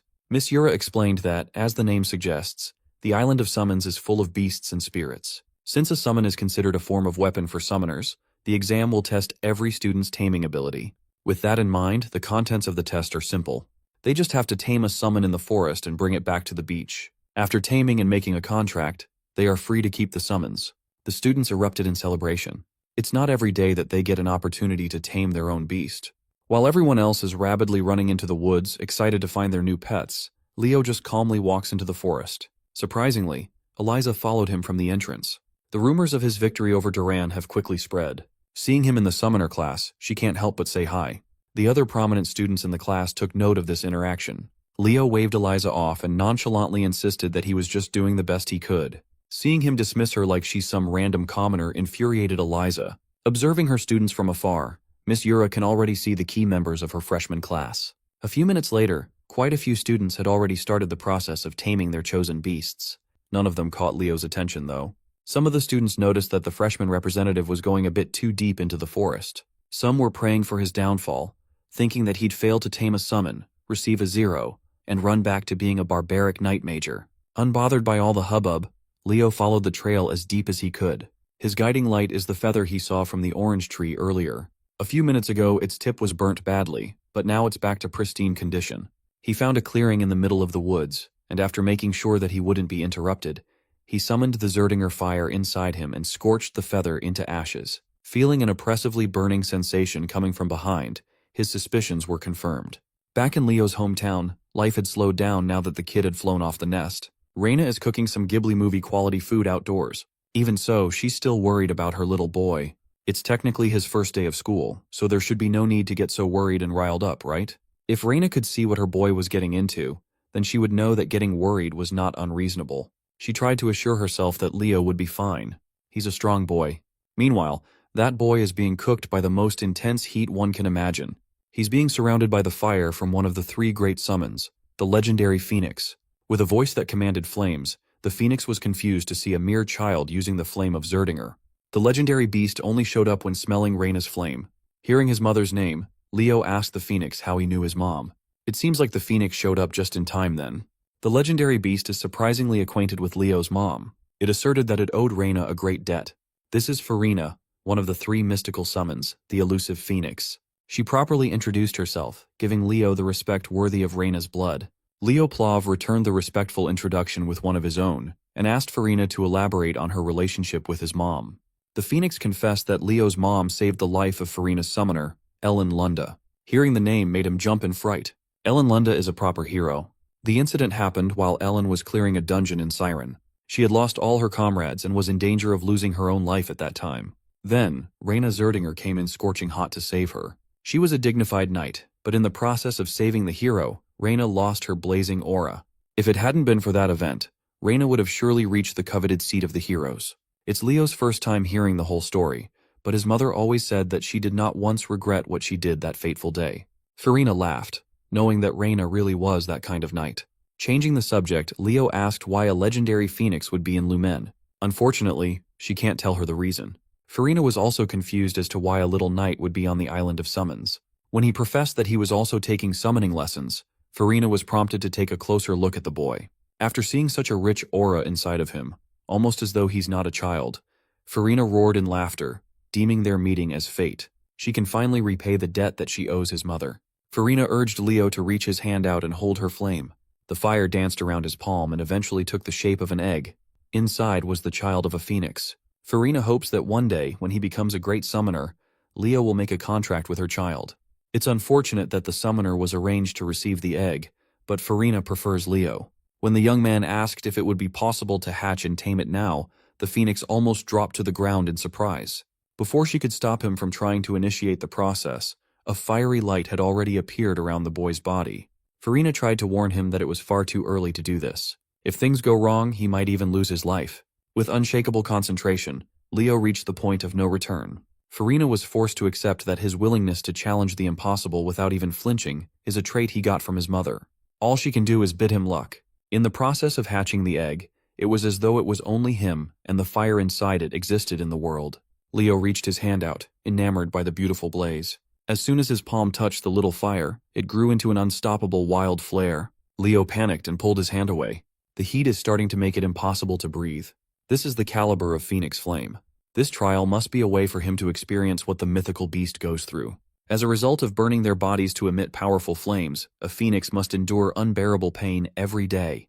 They live with burning flesh for an eternity while continuously regenerating at a monstrous rate. Even if just a little, Leo can understand their pain now. So he stopped fighting the pain and accepted the fire. It swallowed him whole as he joined the phoenix in its pain. The blaze reached its tipping point, rampaging all around his body. Suddenly, the egg in his hand started to crack and shatter. Leo opened his eyes, a newfound wisdom and acceptance for the agony imprinted in his soul. The fire that burned his flesh slowly coalesced around the egg, hastening the hatching process by a lot. Farina curiously asked if he had succeeded, and he confidently replied that he did. She smiled and stamped him into a true genius for pulling off such an insane move. If a phoenix tells you that you will be the world's greatest summoner, you better believe that shit. Before the egg can completely hatch, Farina is already congratulating the young man for making a successful contract. The eggshells burned to ashes, and what remained was an adorably tiny little chick named Fiora. Farina was so excited that she transformed into her human form as she entrusted her kid to Leo. By all accounts, Fiora just looks like an ordinary red chick. She's really cute though. By midday, the majority of the students had already returned to the beach. Almost all of them brought back inoffensive summons that can be easily found in the outskirts of the woods. Miss Yura turned to her associate, Carlo, and asked how much time the rest of the students had left. Well, those who haven't returned only have 5 minutes remaining to do so. And as she expected, the only ones left were the 4 standouts she singled out. From deep in the woods, a rumbling can be heard. A giant fucking bear came running out, bulldozing the trees and everything on its way. On the back of the cuddly predator was none other than the scruffy Chen Xia. She managed to tame an aqua bear cub as a prospective knight. That is an impressive feat. Her entrance was quickly overshadowed by the shadow cast over her tamed beast. The quiet dude bagged a shadow crow as his summon, and is now aura farming by riding one of its talons all the way to the beach. Even famous summoner families would find taming a shadow crow difficult. He only managed to tame one but hasn't made a contract yet. He is up to par with Miss Yura's expectations though. He has done more than enough. A minute later, the students started freaking out at the sight of a flawless white serpent crawling onto the beach with Eliza riding on top. Eliza haughtily asserted that she went ahead and contracted this Gorgon snake just because they don't have one in their family yet. She's just farming for the Pokedex. Carlo finally called time, signaling the end of the exam. Thankfully, the last student reached the beach at the last second. Compared to the previous grand entrances of the other 3, Leo just casually strolled onto the beach with a little chick nesting on his head. If his classmates inspired fear and awe, his image simply exudes cuteness. His dumbass mediocre classmates burst out laughing at the sight. They reckon that he tamed a chicken after sensing his incompetence in summoning. While everyone else was chortling, Miss Yura felt a chill running down her spine. She could not help but curse out. This son of a gun just brought in a phoenix for the first exam. By sunset, the freshman summoning class had officially ended, and the students were escorted back to the academy. While everyone else's day is over, Leo still has some business to discuss. He fixed his tie and knocked on the office door. A sweet voice beckoned him to come inside. As he opened the door, he was greeted by the sight of Professor Yura in her casual fit, the light of the sunset highlighting her features. She immediately set what she was doing aside and invited the young man to come and take a seat. Miss Yura confessed that today was the first time she had ever seen a baby phoenix. In fact, she didn't even know that there was a mystical summon on the Summoner Island. A freshman forming a contract with a phoenix is no joke. That is an unprecedented achievement in the entirety of the Academy's history. Miss Yura closed in on the young man, trapping him in the hair, and with an inquisitive look, she tells him that she knows what he really is. Leo nervously swallowed. Maybe he flexed too hard and unwittingly revealed his real identity. But his worries dissipated as soon as Miss Yura pulled him into a tight hug and called him an unprecedented summoning genius never seen before. While she wants to praise and acknowledge what he achieved, the professor thinks that they should keep his contract with Phoenix a secret for now. If such a massive piece of news is revealed, things will get very noisy very quickly. For now, she wants him to make sure to choose summoning as his main major the very day the exploratory classes end. In her eyes, this young man has the raw talent to become a summoning hero who will be remembered for ages. By the way, I know what you think, guys, but reality is harsh and there's no way for you to become her summon. The next day, Lumine Academy and its residents woke up to a beautiful morning. Chloe walked through the halls, still sleepy and yawning from not getting enough rest. Carr caught her yawning and teased her about her mouth being torn if she kept it up. Chloe feels and looks tired since she's been staying up late reading magic books. Seeing the girl that he bumped into a few days ago, Leo pulled out Chloe Mueller's ID from his pocket and returned it to the owner. She thanked the freshman representative for saving her the hassle of applying for a new one. What she found odd was the fact that Leo was also going to listen to magic classes. He reasoned that since they're still in the exploratory period, he might as well attend as many lectures as he can. Chloe, on the other hand, is only interested in magic, so the only classes she attends pertain to the subject. Carr quietly whispered to his buddy that this Chloe chick, this ice woman, was aiming for the top of the magic division. You see, Carr's mouth doesn't have volume control, so Chloe Mueller heard all of that. Carr immediately noticed the temperature drop as soon as she stared at him. Just as he was about to wriggle his way out of trouble and move to the back, a massive ice pillar stood in his way. It was a perfect crystallized pillar that nearly locked Carr inside the iceberg. With nowhere else to go, Chloe dragged him into the front seats to behave and pay attention to the class. The next second, another familiar face showed up in the lecture hall. 2 of them, in fact. Unsurprisingly, Abad and Chelsea Llewellyn, the prestigious mage family, are also present for the magic class. Suddenly the door swung open and the atmosphere of the entire room shifted. As soon as he walked into the door, he effortlessly commanded everyone's attention. As he walked into the podium in front of the class, the girls started blushing and murmuring just how handsome their magic professor was. With a clean, slick back look, a dapper tie, and an overall immaculate drip, Len Hors introduced himself as the first-year Magic Division professor. He brought with him a thick stack of paper. Before starting today's exploratory class, he wanted to do something drastic. With a flick of a finger, the stack of paper in his desk flew all over the room and eventually found themselves neatly arranged on top of each student's desk. For introduction, everyone will take a magic theory exam right from the get-go. Of course, everyone was surprised to find that they were being tested in magic theory before a single lecture. Professor Lenhorst asserted that students who fail to meet certain standards will be banished from his class. Since all of them are Lumine students now, this much should be the standard. Upon finishing the exam, they are to hand the paper to his assistant, Anna. Contrary to the intensity of Professor Horse, Assistant Professor Anna is like a ball of sunshine. The one screwed over the most by this first-day exam is undoubtedly Leo. All it took was one look at the first question, and bro immediately knew he was cooked. He is clueless when it comes to current magic trends. The increasingly complex formulas in his paper are simply indecipherable to his eyes. While the clock ticks, every student tried their hardest to squeeze the last bit of their brain juice to answer the intricate questions. As grains of sand fall to the bottom of the hourglass, tensions rise. Their futures as magic heroes depend on this exam. When the time was up, the students discussed how surprisingly easy the exam was. But none of the best and the brightest managed to answer the last question. Compared to them, Leo was stressed. He only managed to answer one question even though he really tried his hardest. As he shakily submitted his paper, he regretted not learning more about modern magic before coming here. Thinking that it was hopeless, he immediately left. He couldn't stand staying in the lecture hall out of embarrassment. He reckoned that he should just study magic on his own time. For the past 100 years, magic has evolved by leaps and bounds. Magic that once required a perfect understanding of complex concepts can now be used just by memorizing mind-numbing activation conditions. Professor Horse quickly checked the papers. Bro didn't even need any supplies. He's raw dogging it with his fingers. Meanwhile, Leo concludes that magic's development towards memorization has worsened the overall level of magicians in current times. After checking the exams, the professor flexed his magical muscles to his students a little bit. He summoned a bright orb of light that illuminated the entire lecture hall with strange runes and other worldly concepts swimming around. This is the essence of the magic he personally crafted. From start to finish, he built this magical algorithm brick by brick. The goal of his class is to create students capable of researching and making their own brand of magic. That is also why he made them take a test on the first day of exploratory classes. There were 49 questions worth 1 point each, based on simple memorization of increasingly difficult concepts. The last question, worth 51 points, analyzes the true essence of magic. Professor Horse hopes that in the future, his students can become magicians capable of solving that last question. Chelsea breathes a sigh of relief. Now she can rest assured that no one else got the last question correctly. She didn't even know where to start solving it. She looked up and saw Leo's seat empty with his exam paper neatly laid down, thinking that he had given up.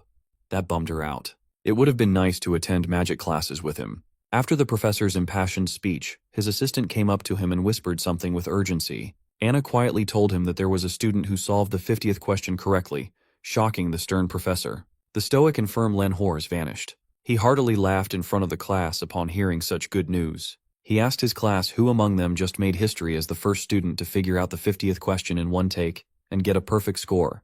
Professor Horse was blushing and salivating at the thought of molding a generational magic genius. But Anna quickly corrected him and said that the student didn't get a perfect score. That was fine too. He didn't let that bother him. He reckoned that the student must have missed a few items due to spending so much time at the last part. Then Anna just dropped the bombshell with another whisper. The student who got it right only solved the last question and left the other 49 untouched. The professor demanded the name of the student, and Anna gave him Leo Plov's student file. Professor Horse called Leo's name out loud, ordering him to stand up. But it was too late. Even his friends didn't notice him slinking out of the classroom after shamefully submitting his work. To break the awkward silence in the room, Chelsea carefully raised her hand and explained that Leo left right after finishing the test. His test score is an utter anomaly. He technically scored the highest out of everyone else by solving the last part and nothing else. The subject of the magic class's uproar is already in the cafeteria, hanging out with Celia. He shared what just happened, and she laughed at his face for fucking up the exam. He got a cute baby bird in the summoning class, and he crashed out in the magic class. In Celia's opinion, Leo must realize that he's doing something wrong with his school life. She insisted that he should just focus on his swordsmanship. He's a knight major after all. When asked if she would like to do some stamina training, she immediately changed the subject. Their friendly conversation was interrupted by a ghastly presence zooming in behind Leo. Professor Hors is fuming. He thinks this knight major kid just made fun of his class. He confronted him about leaving after just one question. He asked if the questions were so easy that they weren't worth answering. Leo stood up and respectfully cleared up the misunderstanding. He confessed that he genuinely thought he had zero chance of passing that exam. For him, every question except the last problem was way too hard, and he had no clue where to even start with any of them. He slyly explained that he studied magic on his own by reading old magic books, so he wasn't up to date with any of the modern ones. A thought started forming inside the professor's mind. He then picked up the young man off the floor like he was a cat or something. When he let go, Leo had never been so confused in his entire life. Meanwhile, the professor's eyes are gleaming with joy and possibilities as he urges Leo to follow him for a moment. Leo did not even get the chance to refuse or ask where they were going. Professor Hors grabbed his collar and dragged him out of the cafeteria like a child who had just found his new favorite toy. Celia was frozen in her seat. This was her first time seeing the Academy's professor of magical theory, and he made quite an eccentric impression. Poor Assistant Anna missed his boss by a few seconds. She failed to make sure that Len Hors didn't do anything strange. The poor lady didn't even have the chance to catch her breath as she tried to chase after the madman. The professor brought Leo to his office, started scribbling magic theory problems on his chalkboard, and asked the young man to solve them for him. He reckons that if the boy did not solve the final question out of pure luck, then he must already have his own established magic system in his mind. Professor Hors stood on the sidelines waiting for the young man to show him a new magic system through the solutions. But not even 10 seconds passed, and Leo had already finished writing his final answer on the board. Shocked and a little frightened, he asked if Leo had mentally solved all the questions he had presented. That's more or less what Leo did. The professor just hit the jackpot. After all these years of mediocrity, he finally found a seedling worth cultivating into the highest echelon of heroes. Professor Brojo Satoru is right outside, minding his own business and walking through the halls. Unbeknownst to him, his calm day is about to be pestered by his overenthusiastic colleague. Professor Hors came running to him with a broad, innocent smile and eyes full of life. Bro was not having any of it. He knew that whatever his coworker was smiling about would ruin his perfectly calm day. So, he turned around and walked back in the direction he came from. Len Hors grabbed his feet while repeatedly thanking him like an overstimulated dog. Professor Albie had to use magic to keep him away. This is not the first time he has seen Len Hors act out, but he's going a bit too far today. Professor Hors didn't give a damn even if he's suspended midair. He just wanted to express his gratitude for discovering the genius that is Leo Plov. Albie was confused. Why would this magic fanatic call a knight in training a genius in magic? Hearing him mention knighthood and Leo in the same sentence made Professor Hors irate. He insisted that the kid must become a sorcerer at all costs. He won't stand by and let such a talent rot away while wielding metal sticks. Finally, his assistant and part-time babysitter Anna caught up with her boss. While he was ranting about how sending Leo to the Knights would be an insult to the field of sorcery, Albie dropped him to the ground. At least the professor is very appreciative of Anna catching his fall. After running all over the campus, the sunshine and rainbows demeanor of the assistant is gone as she insists that they return to class. Speaking of the devil, Leo walked past the commotion, and Professor Albie gave him a reassuring smile. The young man reckoned that sorcerers have not changed at all with time. Even to date, they're all lunatics. A week after the magic theory debacle, the exploratory classes finally ended.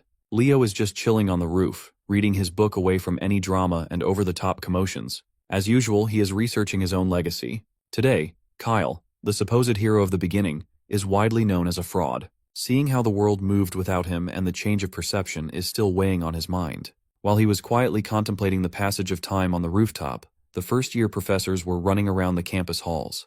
Without even knocking, they barged into the principal's office with complaints. In Professor Elan's hand is Leo Plov's application form. Listed on the kid's major course are knighthood, sorcery, and summoning, all three of the major hero disciplines. After seeing the kid's untapped potential in every field, the professors are engaged in a war to get him to their side. Moreover, a student taking on every major discipline is unprecedented in any hero military academy. They think that their students must devote themselves to a single major. Principal Badian just laughed at their squabbles, saying Leo reminds him of that fictional hero from all those grandiose storybooks. Hearing the principal made the professors pause their chaotic debates. Principal Badian cited that the fifth great hero, also known as the hero of the beginning, Kyle, is the only person who allegedly mastered all classes in history. Meanwhile, Celia and Chelsea are currently panting in exhaustion as they run around the track. Carr found Leo lounging under the shade of a tree and asked why the girls are training so heavily on a weekend. Chelsea asked Leo to train her, and he obliged. That doesn't explain why they're just running circles, though. Leo simply answered that, above all, even more important than weapons, a hero must possess unlimited stamina. This cardio exercise will enable that. Even Chelsea has completely bought into the idea that stamina is the most important aspect of a battle mage. On break, the girls flocked to Leo as he handed them water bottles to hydrate. Surprisingly, Chelsea seems to like training her stamina on the weekend. She wants to run with Leo. As soon as Celia heard the poor girl say that, she spat her water as the trauma of training with Leo surfaced in her mind. Since he's already planning to run anyway, he might as well direct the ladies. But Celia has vowed to never run with him again. Noticing their interaction, Carr asked Celia and Leo what was going on between the two of them and why they seemed so close. He even thought they were dating at first. Celia ended the confusion by dropping the bomb that they are nothing more than cousins. Leo is her paternal aunt's son. The revelation that Leo has Zerdinger blood running through his veins utterly shocked Carr and Chelsea. Leo finally got off his ass and started stretching to join the ladies for the next round of hellish cardio. Not one to waste his time training, Carr made his exit. He's planning to explore Lumeria City a little bit more. Celia tried to tag along with him in the blissful city, but Leo had already grabbed his cousin by the hair. Today is a training day. Carr could not help but think that every noble in his circle doesn't have an ounce of dignity. Time passed, and the much-awaited class assignment day finally arrived. Leo walked to the classroom he was assigned to, namely Class 1-5. Inside, he saw Carr sitting down, calling his buddy over to the seat beside him. The sly businessman was the first one to arrive since he already knew what class he was going to be assigned to. Say what you want about Carr. That boy is good at gathering information. There's another familiar face in their class. Chelsea is in her seat. It's hard to tell if she's dead or alive after the hellish weekend of training with Leo. Carr asked what kind of hell Leo put the girls through, and he answered that they just went over the basics. Suddenly, a pair of lowly extras peeked through Class 5, also known as the Class of Anguish, and mockingly wondered how many of their pitiful juniors would remain after the first semester. A lazy voice interrupted their jeering. He asserted that these two seniors mocking the freshmen are much more pitiful in his eyes. The pair of extras turned around and immediately felt their blood run cold. A man with uncombed dark hair and an unkempt beard stood before them. His aura was suffocating and overwhelming. He is Herod Edmund, homeroom professor of Class 1-5, also known by his nickname, the Wailing Wall. This dude told the extras to form a chair with their bodies, and they did it out of fear.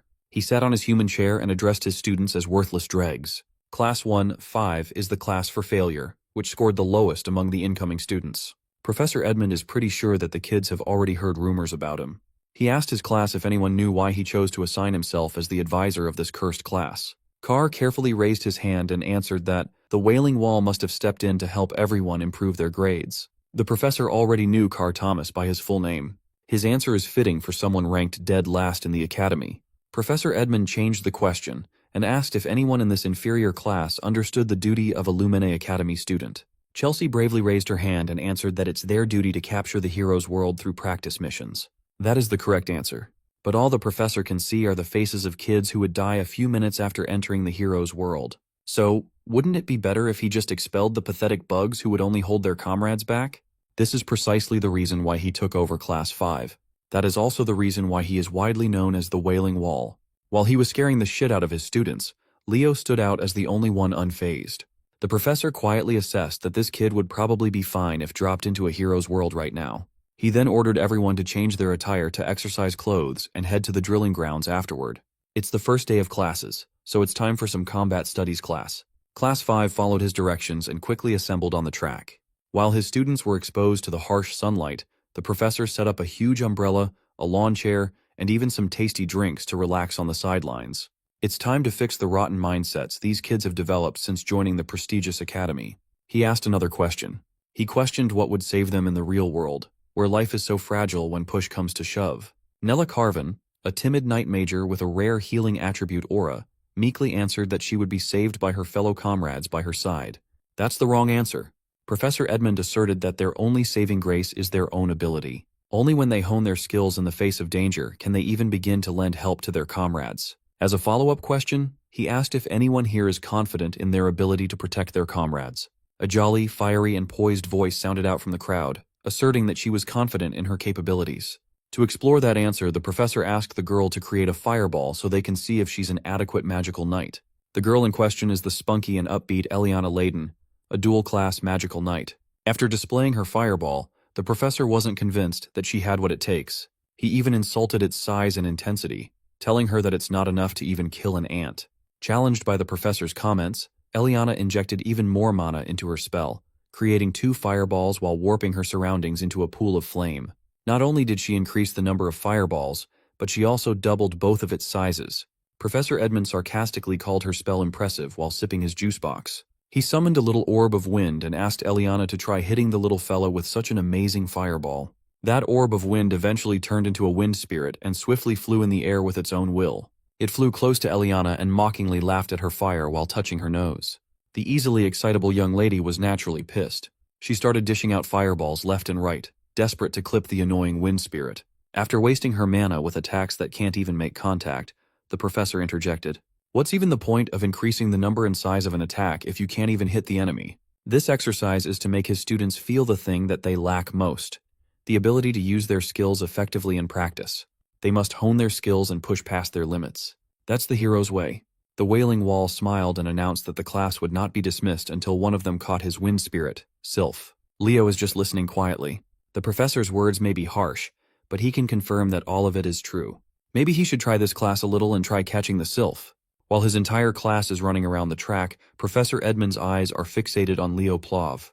With all the conversations around the kid, he is determined to sniff out if he's just full of shit like the fictional hero Kyle. Unfortunately, even with the whole class participating in the hunt, the Sylph is simply running circles around them. From a distance, Leo emitted his aura, controlling and directing it to focus on his feet. With one mad dash, he launched himself like a scarlet cannonball, leaving destruction in his wake. His speed skyrocketed to its limits. His focus is impeccable. Maybe he really is the first true all-class hero to be born. Carr and Chelsea were already winded after trying to catch the unreasonably fast wind spirit. Then came our boy, his feet and body clad in a burning aura. Using the enhanced concept of aura step, he made his way to the skies, the blind spot of the unruly Sylph. With gravity and momentum from the aura step, he launched himself downwards, leaving little to no window for the Sylph to dodge or get out of the way. His first try ended in a fail by a millisecond. It looked like he botched his first attack, but the smile on his face says otherwise. He subtly manipulated the streaks of aura in his hand, forming a thread that attached itself to the Sylph's foot. This effectively held the wind spirit in place to be grabbed. Unfortunately, none of the Class 5 students got to the stunned Sylph first. It was captured by the lighting-fast brat Duran instead. Just as expected, his speed is really outstanding. But he only captured the Sylph due to Leo's aura thread restricting its movements. Nevertheless, the smug look on the brat's face is still annoying to look at. Another person walked into the field while cheerfully clapping his hands. This pompous-looking man is Sejin, the homeroom professor of Class 1-1. Right now, he is second in the graduating voting class. He took this chance to flex the talent of his class, even offering to teach Class 5 a thing or two. Meanwhile, Professor Edmund isn't even looking at the field. He's snug as a bug in his chair while sipping on juice boxes. He then asked his colleague to take over his class for the day. While Professor Sejin is number 2 on graduating class voting, this chill guy is consistently bagging number 1 every year. The students, especially Carr, are hyped to see the clash of the 2 pillars of Lumene Academy. These 2 professors have worked at the academy for over 2 decades. Professors Ain, Yura, and Len were apprentices of these 2. Overhearing his yapping, the adorable Nella Carvin asked Carr how he knew so much about academy affairs. Unfortunately, this boy has no riz at all and is prone to scaring the hose. Professor Sejin haughtily laughed. While he doesn't know what his rival is scheming when he takes charge of the worst class of freshmen, Sejin is eager to find out. So he requested a competition between classes 1 and 5. As for the event, they are going with Lumene's historic ball sport called Bastera. Professor Edmund stood up from his chair and called Sejin a genius. He shook his bro's hand and added that learning through practical experience is the best. After accepting the challenge, he slumped back into his comfy chair and left all the officiating and supervising to Sejin. Professor Sejin can't fathom just how he keeps on losing the graduating class vote to this lazy-ass man while his students look at him with pity. At least the Wailing Wall addressed his class one more time, saying that this Bastera match against Class 1 is an opportunity for them to practice their skills. And one last thing, he warned them that if they lose, everyone in the class will be expelled. Hearing that, even the students are shocked since it's their first class ever with him. Not to mention that their opponent is Class 1, a class with 3 captains on their side. Herod doesn't care about their excuses and tells them to try even harder in that case. Also, he thinks there's very little for them to worry about when they've got the freshman representative of all people in their class. He instructs Leo to choose 6 candidates for the competition. Contemplating his teacher's request, Leo is certain that he's being tested for some reason. It's not coming through a place of disgust. Rather, the kids in his class have all lost their spirit after just 1 week of enrollment. With their spirits crushed, Leo thinks that Herod wants to use him as a means to lead the defeated students of Class 5, since they've lost all hope already. Class 1's teacher uses his magic to create the arena, while Leo thinks that there has got to be some kind of way out in the Bastera competition, a way to help his classmates from their despairing situation. Lumine Academy's top brass are facing Class 5. Even Chelsea is sweating bullets in fear. She tries to explain the rules of the Bastera game because Leo doesn't know a thing about it. The game is a combat sport that stood the test of time at the academy. Based on that description, it doesn't sound more special than just a ball game. Thomas explains that it isn't so simple like that. In reality, it's much more threatening than a simple game. The Sword Princess Celia eggs on Chelsea for looking pale in defeat. Her provocation ends up with Chelsea lashing out in anger, refusing to lose to a Zerdinger. Leo, on the other hand, is as cool as cucumber and urges them to relax, since they won't be losing anytime soon. Celia is pissed and wants to show him the results of her training soon enough. As for Chloe, she's hell-bent on scoring a win against the freshman representative, unlike their previous outcome. Anyway, Sejin tells the participants to approach the arena. Leo looks to his classmates to ask who's going to join. 2 of them step forward, those being Chelsea and Eliana. The stakes are high as losing guarantees expulsion, which is why they're willing to do whatever it takes to win. Thomas and the others also quickly follow suit, as Leo signals to the professor that their class is ready to begin. Sejin whips out the ball and tosses it up in the air. Each participant from both teams has their eye set on the ball. The game begins with Duran and Leo reaching for the ball, but Lightning Boy is a second faster and manages to snatch the ball, seizing the initiative. The game has literally just started, and this man Leo decides that now would be a good time to learn the rules. Turns out the rules are quite simple. All he has to do is infuse the ball with aura, shooting it into the goal without using one's body. The first team to reach 11 points will win the game. Duran is on a rampage and releases the ball at a thunderous speed, causing Leo to evade it at the last second. As for Thomas, he couldn't even see the ball as it cut past him and scored right into the net. The first goal has been secured by Duran of Class 1, and has already caused even greater despair for Class 5 students. Tide is feeling the pressure and thinks they're all going to be expelled at this rate. So now, Leo wants to know about how one could acquire the ball. There are basically 3 ways to do that. They can do it if the ball goes out of bounds during their opponent's turn, or if someone can catch the ball. As Tide is about to explain the final method, their conversation is interrupted with Eliana getting brutally taken down by Celia's explosive throw. The Sword Princess mocks them for carelessly talking when they should instead be focusing on the match. The situation is really bad for Eliana. Players can't directly attack or block opposing players, so the third way is to cause the participant unable to continue. The only way to do that is by attacking others with the ball. Leo has heard enough and seizes control of the ball, believing that it's the right time for them to fire back. Eliana is rendered unable to continue, leaving Class 5 with 1 less classmate to fight with. Both professors are observing the match. Sejin reflects that any team with an advantage of the fire element usually possess overwhelming advantage in the game, and when it comes to the House of Zerdinger, their flames are the most powerful. He can't figure out why Herod decided to entertain the challenge, knowing that the Sword Princess is in Class 1. He thinks that there's just no way for Herod's class to fight back. In response, the lousy professor simply yawns at him, as if to think nothing of his words. Addressing Sejin, Herod brushes an old memory of his first student from the House of Zerdinger. That woman is known as the Empress of Bastera, a complete monster in the game. Herod is happy to share that her child is playing the match for Class 5, a piece of knowledge that shakes Sejin. Back to the game, Class 5 is acting like a whiny bunch, selling themselves short and regretting their decision to join the academy. Celia sees Leo casting his flames and realizes that he's finally getting serious. Charging an ever-burning fireball, he releases the ball at such a monstrous speed that it requires Chloe's icicle mountain to stop its wrath. She acts all high and mighty, thinking that she's successfully deterred his strike.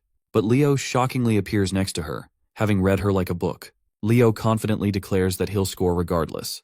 He jumps up and punches the shit out of the ball with his fist, causing Chloe's barrier to tear away like butter. Even Sejin is impressed by the boy's impressive battle IQ.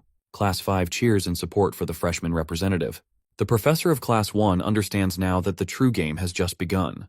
We then see a bunch of goals scored, causing the number to jump up to 9 against 10. Many players were even incapacitated during the match. Finally, the lightning-fast Duran releases his strike, hoping for this throw to end the match. But in the end, Thomas sacrifices his body, putting his everything to stop the ball from scoring. He manages to catch the ball at the brink of mana exhaustion. In the end, Thomas collapses, causing both classes to stand at an equal footing. However, Class 5 only has Leo left, while Class 1 has all three of its captains intact. It seems like a great disadvantage for their class in terms of numbers alone. Ice Mage Chloe is ready to exact her revenge after her crushing defeat in the previous exam. She forms numerous copies to further increase their defenses. Leo is about to take his one final leap against Celia and Duran. His feet arched from the ground. He blitzed with inhuman speed, shocking the three captains with how fast he vanished. Leo flash steps at such an incredible pace that he dribbles past Celia without her noticing. He has no intentions of taking them head-on, which means he's aiming for the goal. This leaves everything to Chloe to defend. She's trying her best to locate the real Leo among his own copies. Just analyzing this level of magic leaves her winded as Leo zooms past her. Chloe collapses in defeat, questioning how a mere human is capable of using the magic of the elves. In the end, not even the three captains could stop him, and the conclusive winner of the match is Class 5. Leo's name is chanted as Class 5 students celebrate in joy. They were so close to getting expelled. Sejin is surprised to learn that Herod put them on death grounds just to win the match. The three captains, on the other hand, are left devastated in defeat. Sejin realizes that he's got to deal with them and approaches Chloe, asking if she's frustrated at their loss. He reminds her that even if they lose, they must always salute their opponents as tradition. He acknowledges their efforts to try and secure Class 1's victory. Sejin is really proud of the students who worked hard and even those who cheered for their allies. His beaming words of encouragement steal their hearts. But Herod isn't so kind and poetic. He straight up calls them losers and annoys them for it. Both classes performed their best in the sport. Class 1 managed to show off their talent, while Class 5 boasted perseverance and fought hard until the end. Sejin emphasizes that their ability to break past their limits allowed them to take the win. He hopes for both rival classes to learn from each other. In earnest rivalry, they shake hands. Celia pisses off Chelsea, who returns the insults in her own way. Thomas, on the other hand, is overly cheerful with his handshake against Duran, who is staring at him like a pale ghost. Chloe is sent to the brink of tears and shame. Leo extends his hand, praising her for her performance. He thinks that with just a little bit of effort and experience, she could really become someone of amazing stature. She takes his words as mockery at first, but seeing the boy's sincere expression, she changes her mind. Chloe hopes that she'll overcome Leo one day and shakes his hand. A month has passed since then. Our trio is enjoying a meal when Thomas curiously asks about their club selection. Instead of joining a club, Leo is interested in making one, causing Thomas to lose his damn mind. Chelsea being his #1 supporter, she's willing to join it immediately. The club he's wanting to create will be called the Hero Research Society. It's a strange name, but Leo has an ambition to investigate the forgotten hero, Kyle, who is considered a fictional character with no real relevance in history. Thomas thinks that no one will join that kind of club, but Chelsea is seriously a real one with how ready to join she is.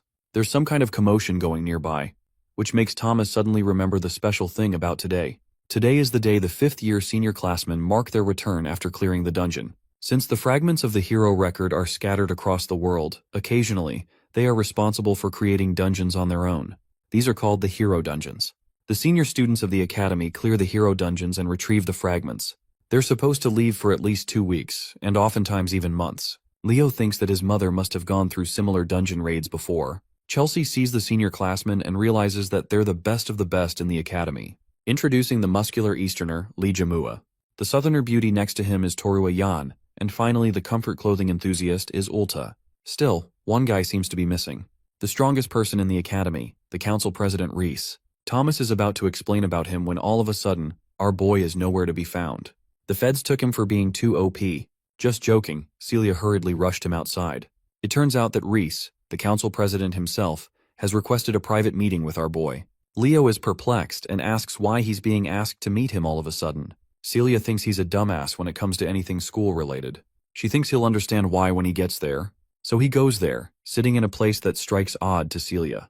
And then we see the Sword Princess jumping to hug her brother. Yeah, you heard that correctly. Reese is her brother and thrilled to meet Leo, who is aiming for all class.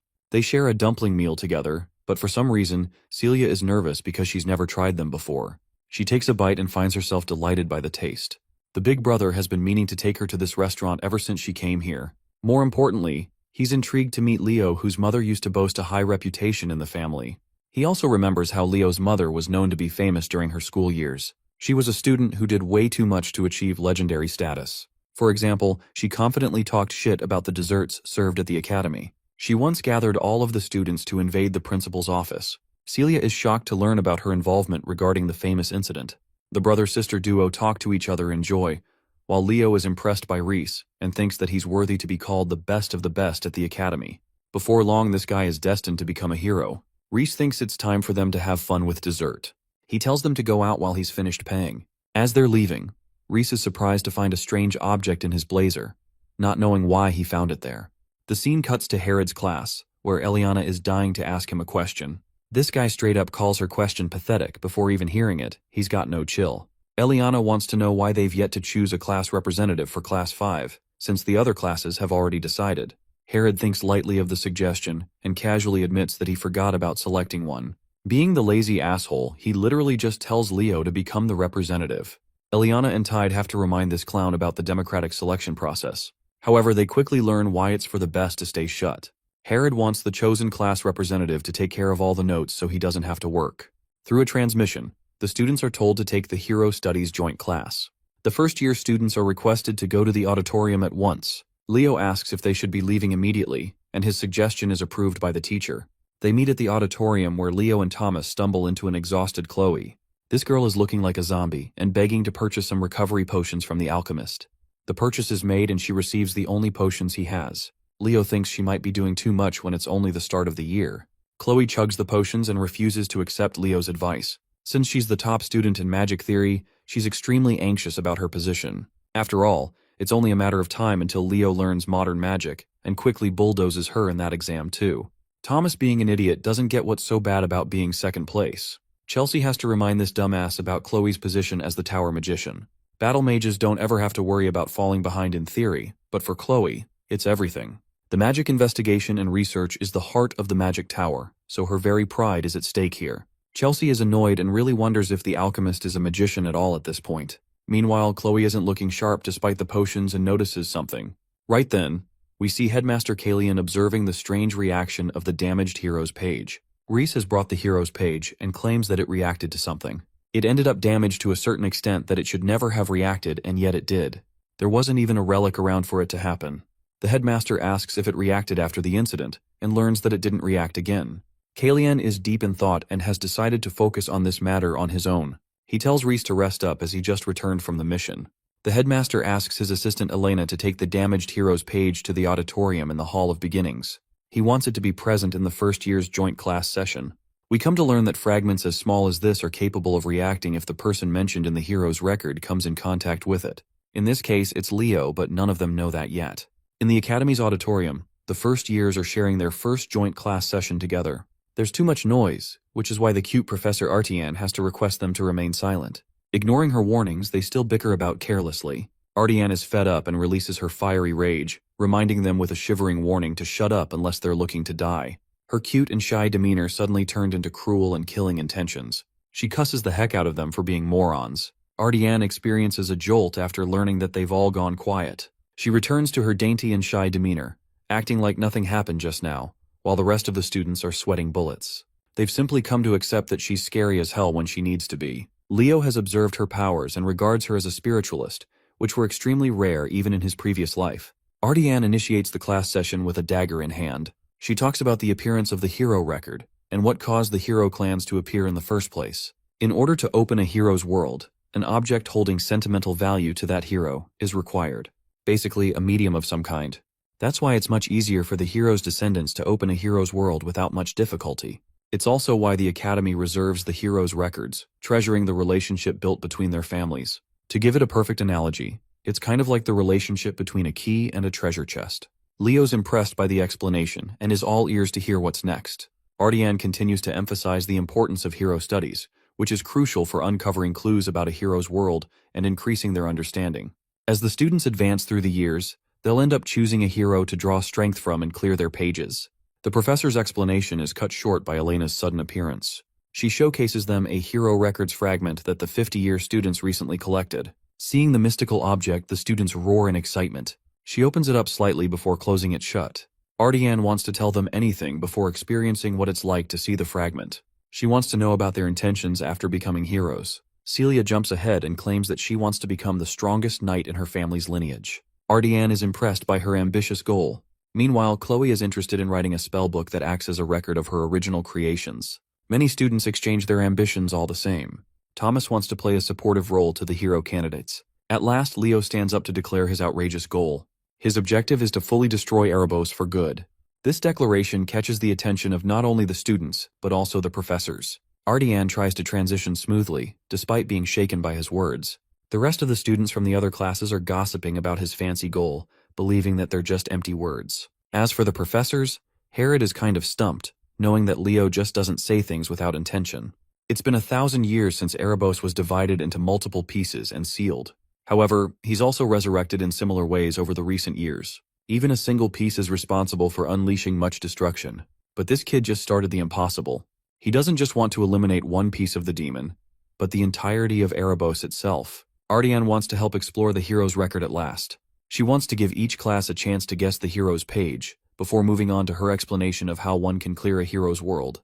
She also advises them in the case of unexpected situations, reminding them that the professors will always be monitoring them, so they shouldn't be messing around carelessly. The students are excited and stammered to finally experience the joy of touching a hero's record. Ardian thinks it's only right to call the representatives of each class to step forward. Celia from Class 1, Leo from Class 5, then Abad and Chen from the remaining classes. There were actually 2 fragments retrieved from the dungeon, but for the purpose of their lesson, they'll only be using one. The second piece is quite small in comparison, but it's still here to show them the different shapes. First up is Leo, who proceeds to interact with the piece, prompting the hero record to open. The hero's name and chapter are both hidden, but even the professors are worried that the record is reacting harshly. All of them are transported inside the nameless hero's world, baffled to discover an environment of chaos and destruction. The class representatives and the professors have been transported to a different world. What greeted them was a mountain of monster corpses littered all around what can only be assumed as a battlefield. Trying to get on top of the unexpected development, Professor Edmund warned everyone to brace themselves as they were now inside a hero dungeon. Professor Sejin, with his quick thinking, found a landmark they could use to figure things out. A fortress wall situated away from their spawn spot. Oddly enough, Leo Plav recognized the place from the Age of Catastrophe, the last line of defense for the last city, the walls of Gardaslan. If his line of thinking turns out to be correct, and the timeline is right, then Leo is the only one who knows what is happening. From a distance, he heard a familiar voice calling him by his old name, Kyle. The voice apologetically admitted that her unfulfilled wish was indeed a foolish one. The voice belonged to a woman that the modern times hail as a legend, one of the original heroes and Kyle's comrade, Lycina's. As foolish as her wish was back then, she wholeheartedly believed that they would eventually save the world. And they did. Seeing a friend who existed thousands of years ago stirred all kinds of emotions inside Leo. Facing Lycina's on this crumbling battlefield was outside of his wildest dreams. Her smile lit up the entire hero's dungeon, shattering reality and knocking everyone back to the real material world. This quick and bizarre event stemmed from Kyle grabbing the little piece of unknown hero's record, which was solely meant for display. Chensha worriedly asked the professors what had just happened, but none of them knew what to do. With an exasperated look, Professor Edmund hurriedly declared that classes were suspended. He urged everyone to stay calm and exit the auditorium in an orderly manner. While everyone makes their confused exits, Leo stays at the podium, still holding the tiny piece of ripped paper, deep in thought. He was certain that what he was holding was his own page. Kyle's page. In his hand is the biggest clue for his mission, a fragment of his own record. Seeing Leo in such deep contemplation fascinated Professor Edmund. Once the hubbub died down, the students scattered to find empty classrooms to hang around since the rest of the classes were suspended for the day. In one of the classrooms, Leo explained that they briefly saw the legendary Lycina's, the King of Wisdom. Thinking that the Academy unearthed Lycina's hero record, Chelsea's eyes sparkled as this marked a historic event. Eliana pumped her fist in frustration, regretting that she did not fight for the class president's seat harder. If she did, she would not have missed such a massive opportunity. Carr gave her a look as though she did not stand a chance in the race. Picking up on the mockery, Elian rightfully rained down punches on the poor boy. Hearing the commotion, Professor Edmund entered the room to scold them for being so noisy. He gave them a choice between self-study or expulsion. With his eccentric ass, it's hard to tell if he's joking or not. When the professor exited the room, the students did not dare cause another ruckus just to be safe. Deep in thought, Leo asked himself why his hero record had been reduced to a complete mess compared to other records. It was in such a state that even he had a hard time recognizing whose world it was supposed to be. The opening prompt also hid the name of the world and the chapter of the record. It was almost as if someone intentionally destroyed his record to possibly erase his legacy. Since hero records are relics of the past that make it possible to inherit a hero's power, sabotaging one indicates that someone does not want to see the birth of a new hero. The only feasible suspect with the motive and means is none other than Erebos. He might be shattered into multiple little pieces, but his power knows no bounds. This incident just lit a fire in Leo's ass to investigate why his hero record had been reduced to such a state. After the hero record debacle, a whole month of uneventful school life passed. Let's turn our attention to the magic department class. In there, the absolutely dripped-out Professor Horse is explaining the contents of their midterm practical exam assignment. The first years are tasked with creating their own original magic. Hearing the mention of unique magic struck fear in the hearts of the young mages. Original magic is a type of magic that distinctly showcases a magician's individuality, creativity, and power. In today's era, where activation techniques have become mainstream, magicians rarely strive to create spells of their own. However, original magic can become one's secret technique to use in critical situations. This stems back to the star magic that every elf learns. As a matter of fact, star magic is also a minor copy of original magic. There had only been one person in history who wielded the true and complete power of star magic. That is none other than its creator, the founder of Nebula and one of the founding heroes, Luna. Hearing the professor emphasize the importance of the upcoming midterms made Chloe lock in. Sitting beside her, Leo could not help but notice an odd book on her desk. Simply being near the book gave him the heebie-jeebies. It emanated an oddly dark and familiar feeling. Seeing Leo taking an interest in her book, Chloe hurriedly hid it away inside her bag. If he's not mistaken, that was a grimoire. As if on cue, Professor Horse dismissed the class and wished them luck with the formulation of their own spells. As the first years slowly trickled out of the classroom, Leo ran after Chloe and grabbed her by the hand. Surprised, she shot her with an indignant look. Leo smiled and invited her to have lunch together. Of course, he did so with ulterior motives. He saw how sketchy she acted when she hid that grimoire, and he wanted to know more. Forcefully swatting his hand away, Chloe turned his invitation down, citing that she did not have time for such nonsense. Her mind is preoccupied with the thought of beating Leo in the upcoming practical exam. Just in time to diffuse the tension in the air, Carr interjected with his upbeat energy. He called Leo a rascal for daring to challenge the top spot in the Ice Queen's magic studies. Chloe is still taking her loss against Leo in terms of techniques. However, when it comes to pure magic, she refuses to let anyone surpass her spot. With clenched fists and commanding determination, she vowed to win the midterms no matter what. Leo knew that if he backed out or phoned it in, it would be disrespectful to Chloe's convictions. So, like a true sportsman, Leo offered his hand and gracefully accepted the challenge, promising to prepare well. Chloe shook his hand with an empty look in her eyes. I've never seen anyone more locked in than the Ice Queen. Goofball Carr was watching from the sidelines, absolutely in awe of his boy's natural technique to trick a girl into holding hands. Before the sunset, Leo found himself in the massive and monolithic Tower of Heroes. He's been told that somewhere in this gigantic place, Lumini Academy's forbidden library can be found. If he can get into that place, he might find some clues about the mystery of his lost hero record. As he ascended the stairs, some seniors were charmed by his aura. Halfway through the top, someone called him by his full name. It was a senior with tanned skin, curly hair, and big round glasses. Dare I say, an absolutely baddie. Blowing her bubblegum, she asserted that she's been hearing a lot about the young prodigy from Professor Len Hors. This baddie is Torua Yan, a 5th year in Lumine's Department of Magic. Leo politely bowed and extended his greetings, not thinking much of the interaction with the senior. He tried to continue walking up, but Torua extended her long legs, stopping him from going any further and asking what business a first-year student could possibly have at the Tower of Heroes. Leo truthfully answered that he was simply here to meet with the student council president. Seeing his confidence, Torua's interest was piqued. She insisted that if he joined the magic department exclusively, he'd have plenty of opportunities with regard to the tower. She was quite pushy, even though he was already taking classes in the magic department. Torua finally stopped messing with him and moved her leg away. Leo continued on his way and thanked her for understanding. With a hint of threat, she reiterated her desire for Leo to declare magic as his main focus before the semester ends. She made herself clear, and it's up to the boy how to interpret her words. Leo responded with his perfectly polite smile. Once he reached the top of the stairs, he ran into a few more seniors heading even higher in an elevator. He joined them inside and pressed the 9th floor button. Much to his embarrassment, the button refused to activate no matter how many times he pressed down. He continued pressing and pressing, and the faulty lift continued to test his patience. Leo would have been stuck on this floor if it hadn't been for a friendly voice explaining to him that the buttons only activate when mana is channeled into it. The manly voice belonged to another senior who recognized Leo. This one sounded a little more upbeat and polite than Torua. This kind-looking big man is Lee Zamua, another fifth-year student in the night department. He flashed the rumored first-year class representative a toothy grin. Once more, Leo gave a polite bow to his senior and returned the greeting.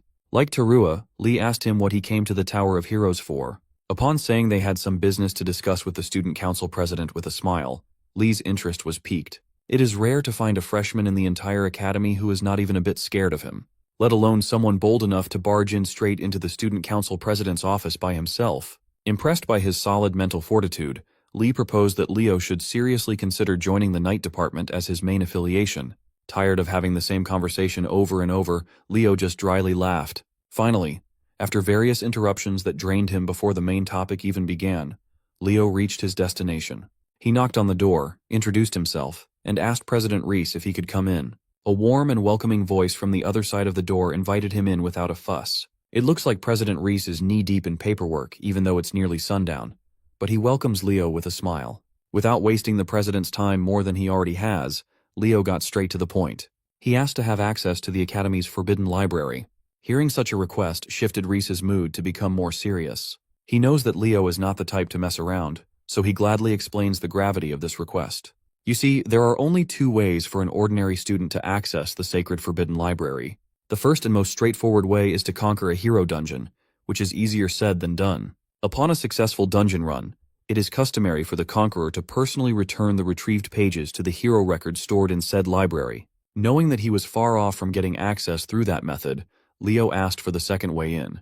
President Reese leaned forward, and with a wily smile, he promised to spill the secret of this second method once Leo finally joined the student council. A few days after getting cornered by seniors and the student council president, the day of the night department's practical exam arrived.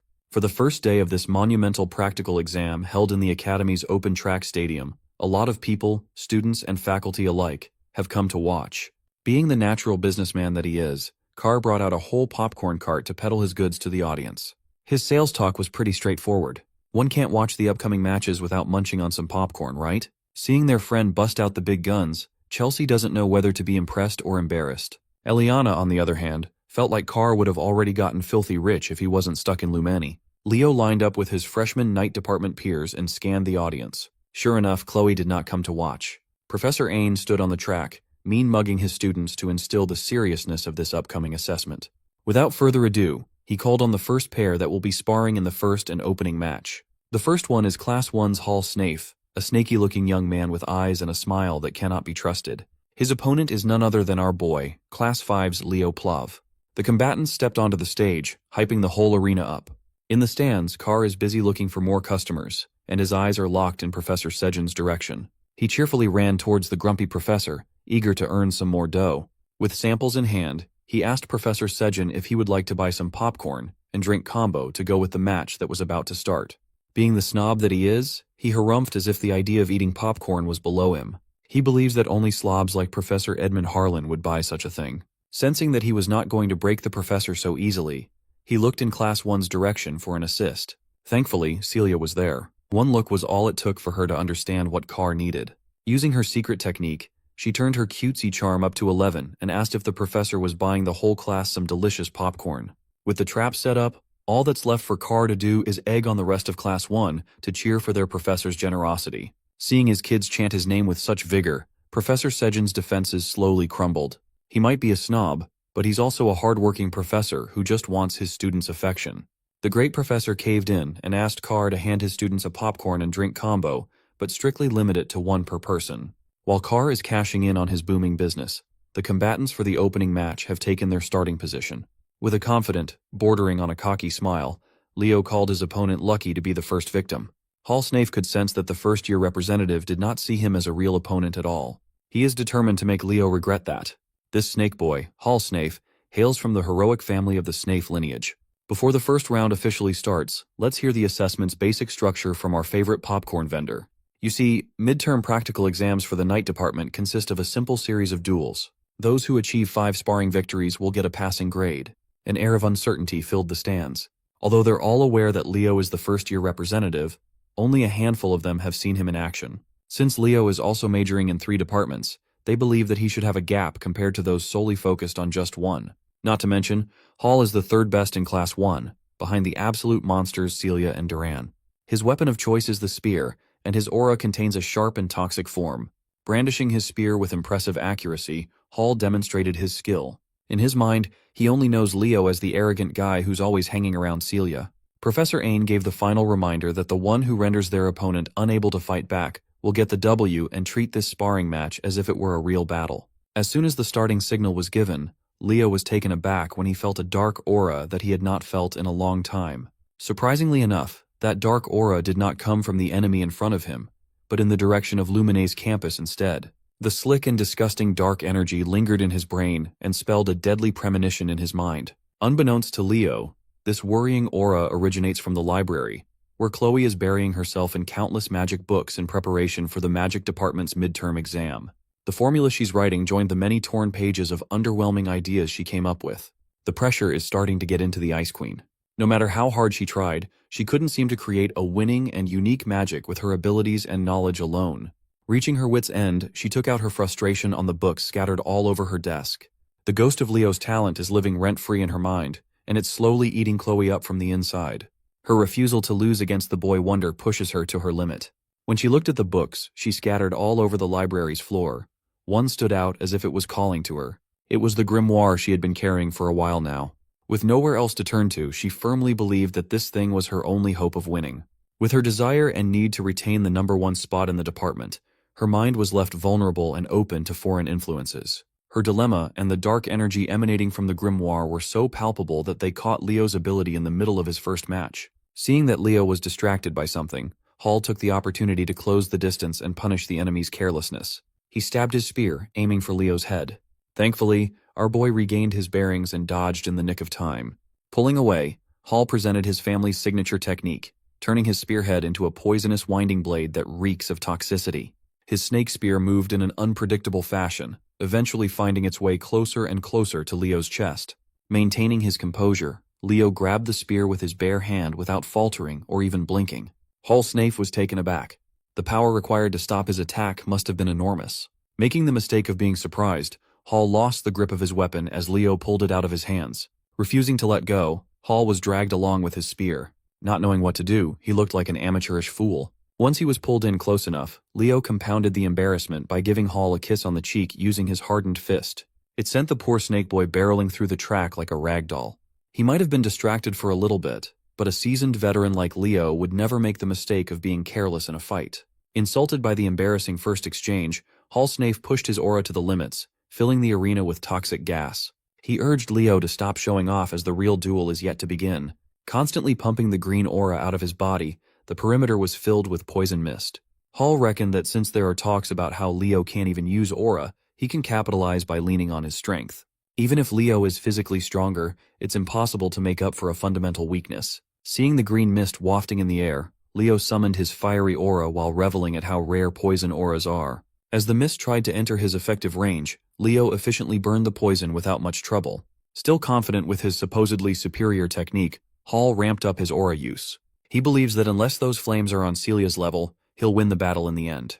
While the snake boy was stroking his own ego in the middle of the spar, Leo had already closed the distance unscathed. It's time to make this boy pay for being so arrogant and careless. Leo walked the rest of the gap between them like he was a JoJo character, his fire absolutely mogging the fuck out of the poison. Seeing the colorful display of auras in the arena, the audience was hyped as they chomped on their popcorn. In Class 1 seats, Duran watched the battle with his permanently furious expression. Celia was dumbfounded while Chelsea cheered for her man. Everything Leo does is cool in her eyes. Celia never would have thought that Leo had already increased the power of his flame aura to such a terrifying degree. Poor Hall Snafe also felt the unexpected of Leo's flame as he got closer and closer. By his estimation, Leo's blaze is already on Celia's level, the #1 knight in their batch. Who would have thought that a guy who's taking every major in the academy would be this good as a pure knight? Still, Hall steeled his resolve and prepared to pull out a move that he'd been saving in hopes of defeating Celia at the right time. He never expected that he'd be forced to use it on Leo Plav in the opening match of midterms. He shaped his aura into an image of a poisonous serpent, summoning a snake prison and launching it in the opponent's direction. Curious about the technique, Leo lets himself be caught by the snake prison, standing still while analyzing the serpent's image with interest. Hall really thought he was doing something impressive, even shooting Celia a glance in the stands while his cheeks blushed. The poor guy had been working on this skill to catch up to Celia's flame, and he was quite optimistic about this debut. In response to his timid blush, Celia sighed and pointed at the opposite side of the arena. Hall's momentary arrogance distracted him from the fact that Leo was already boiling his snake prison alive, causing the serpent's body to bubble and sizzle under the heat. With one final push, Leo completely eradicated the pitiful aura spell without much trouble. Hall's eyes widened. The technique he worked so hard on was burned away like it was some trash spell. Frustrated, he stopped using aura altogether and lifted his spear to attack. Throughout the entire battle, Leo had never even drawn his sword. When he finally did, he parried the spear with enough force to knock it out of the enemy's hands. Putting the tip of his blade against the brat's neck, he warned Hall to never take his eyes off a flame, or he might get burned. While the brat falls to his knees, Professor Ain announces the winner of the first match. In a fiery display of dominance, Leo Plav took the W. His biggest fan, Chelsea, felt her heart flutter as she cheered for Leo. Carr, always believing in his buddy, knew that Leo would win this one without breaking a sweat. Hall walked back to his corner and accepted that Leo was built differently, even when it came to real fights. No wonder he can be by Celia's side all the time. Much to his surprise, a familiar voice praised his performance even though he lost miserably. Looking up, he saw Celia smiling from the seats, celebrating his cool technique. Even though he lost, Hall just got complimented by the girl she's been chasing after. So it was not that bad. He'll hold on to that compliment for the rest of his life. Proceeding to the next match, the professor called Class 5's Elian Layden to the stage. Jumping right into the fray with his fiery energy, Eliana demanded to know who her opponent would be right away. When Professor Ain called Chen Xia of Class 10 to the front, Eliana's pumped-up energy was dashed. She was so hyped to whoop some ass, but she drew the short end of the stick, and now she has to fight one of the Night Department's top 3. The ladies took their position, standing opposite one another while waiting for the go signal. With a smile, Chen Xia wished her opponent good luck with a serene bow. Even her politeness felt powerful. Still, Eliana is not one to back down, even if the odds are against her. She returned the polite greeting with a determined smile. As soon as the starting signal sounded, Chen Xia's hand gracefully moved to summon her water aura. The waves danced around her body like a serene ocean. In contrast to her vibe, Eliana's fiery will took the form of wildfire while she held a rapier in her hand. Leaning into the strength of her blade, Eliana pushed her speed to the limit with a stab. Chen Xia prepared to receive the attack by surrounding herself with a water sphere. Watching from the stands, Leo can tell that tanking that rapier would hurt like a bitch. But so is running at full speed and bumping into a solid shield made of water aura. Eliana was too hasty. She tried to end the bout in one attack and was punished quite heavily for it. Chen Xia's water sphere wasn't just a purely defensive skill, it could cook her enemies too. For the second match, her serene power grabbed the W handily. Eliana stood up and wiped off the pain of getting clobbered in one exchange. Despite the embarrassing loss, she believes that she didn't do too badly. Leo had already expected this result.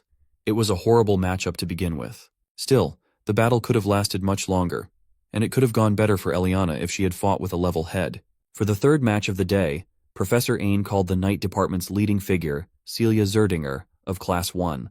Much to everyone's surprise, the third match would be a blockbuster matchup that no one expected this early. Celia's opponent will be none other than Duran Moira, who will perpetually be in second place in Class 1. Celia looked at her grumpy classmate and smiled. She can already tell that this fight would be fun. Contrary to her smile, you can tell Duran is taking this spar with utmost seriousness. Back in the stands, Carr somehow managed to get a 3D glass while he got high on his own supply. He shoved the whole bucket to his seatmate, Leo, to share. Everyone's gaze was fixed on the stage. It's not every day you get to see the clash of titans. The vibe did not disappoint at all. The stage started heating up, and the energy was electrifying. Both of their offensive-oriented auras roared. With both blades drawn, the fight to determine the de facto top student of the Night Studies department is about to commence. As soon as the starting signal sounded, Grumpy Duran made the first move with his lightning-fast first step. His whole body and his sword looked as though they melded together in a thundering form. But Celia is a talented swordmaster in her own right. She had fast enough reflexes to parry the first few attacks without a problem.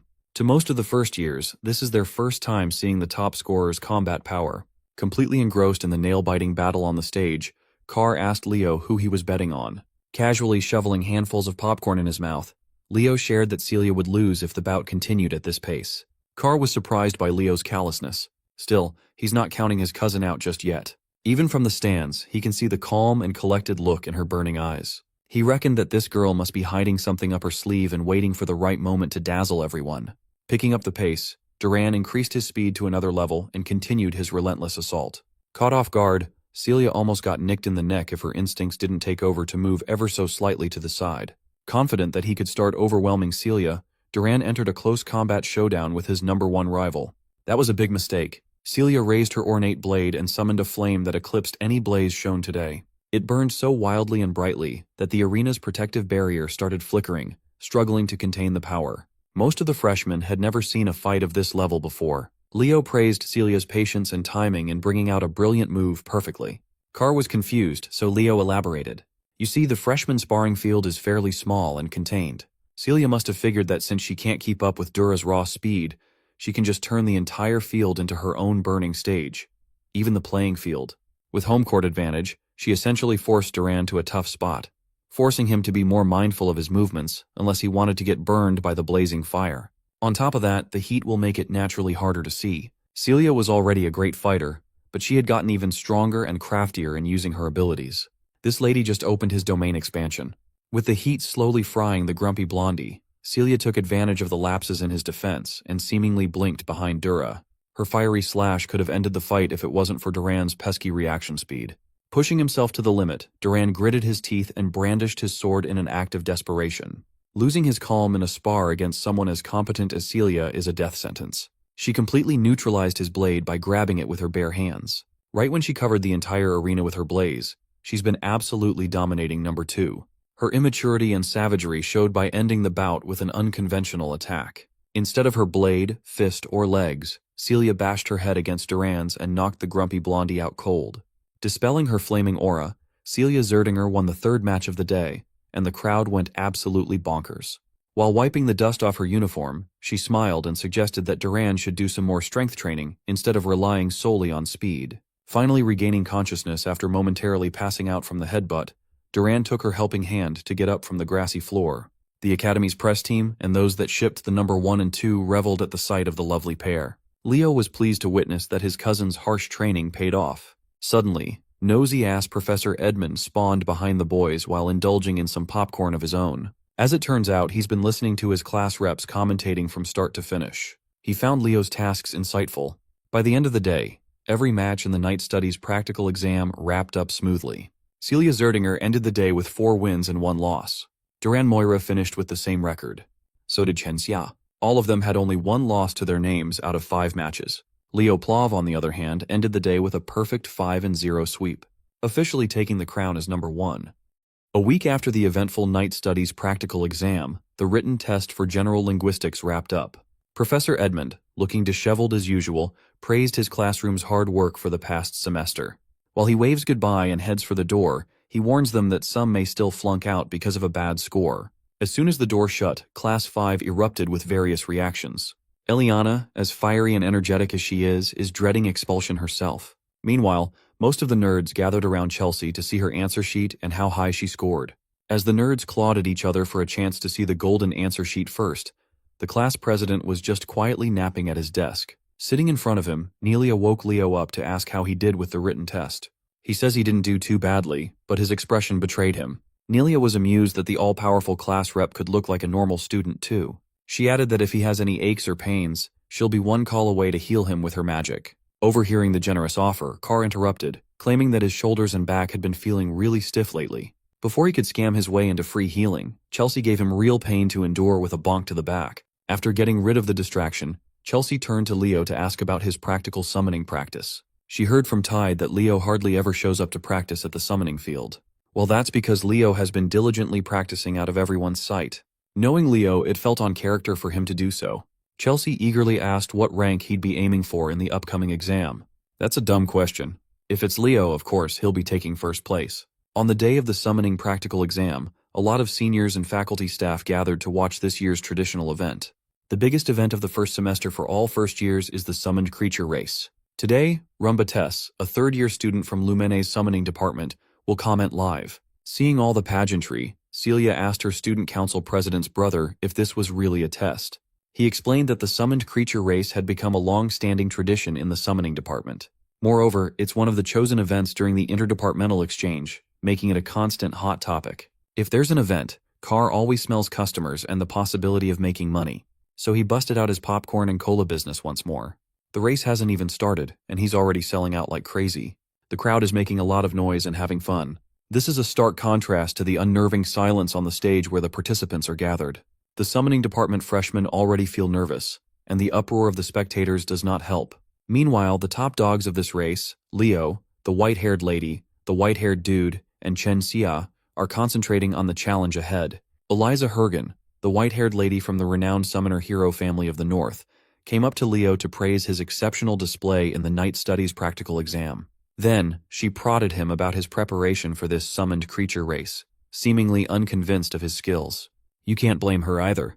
For someone claiming to be well prepared, she had never seen him once during group practice. Hearing Leo get called out, the bandwagons immediately jumped in to question his preparedness. They urged Leo to step aside if he's not going to take summoning seriously. None of them have even seen him properly bond with a summoned creature before.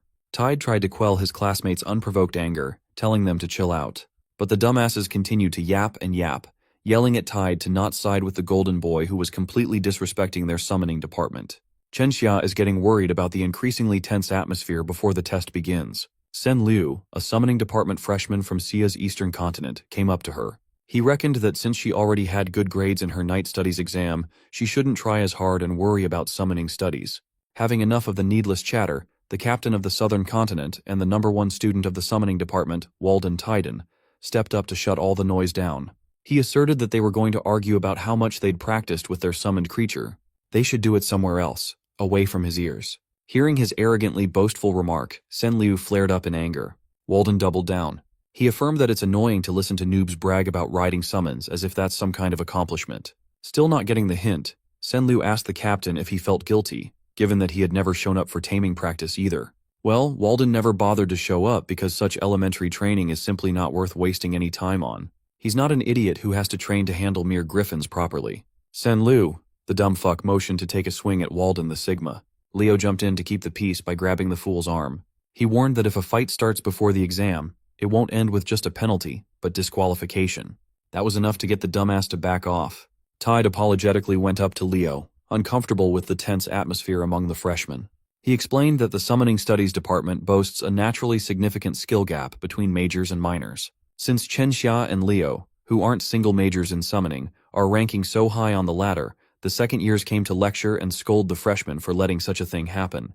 In addition to not showing up for practice, they see Leo as a negligent golden boy, even though he has no intention of doing the race half-heartedly. From afar, it seems like some unsavory forces are watching with interest.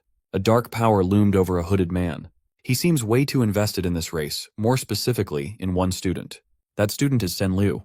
The dumbass is emitting some unnatural power within him, and he fully intends to use that power to cause harm and even death just to win it all. Before the race begins, Runba will give a brief explanation of the rules. First, the freshmen will only be allowed to use their summoning skills during the test.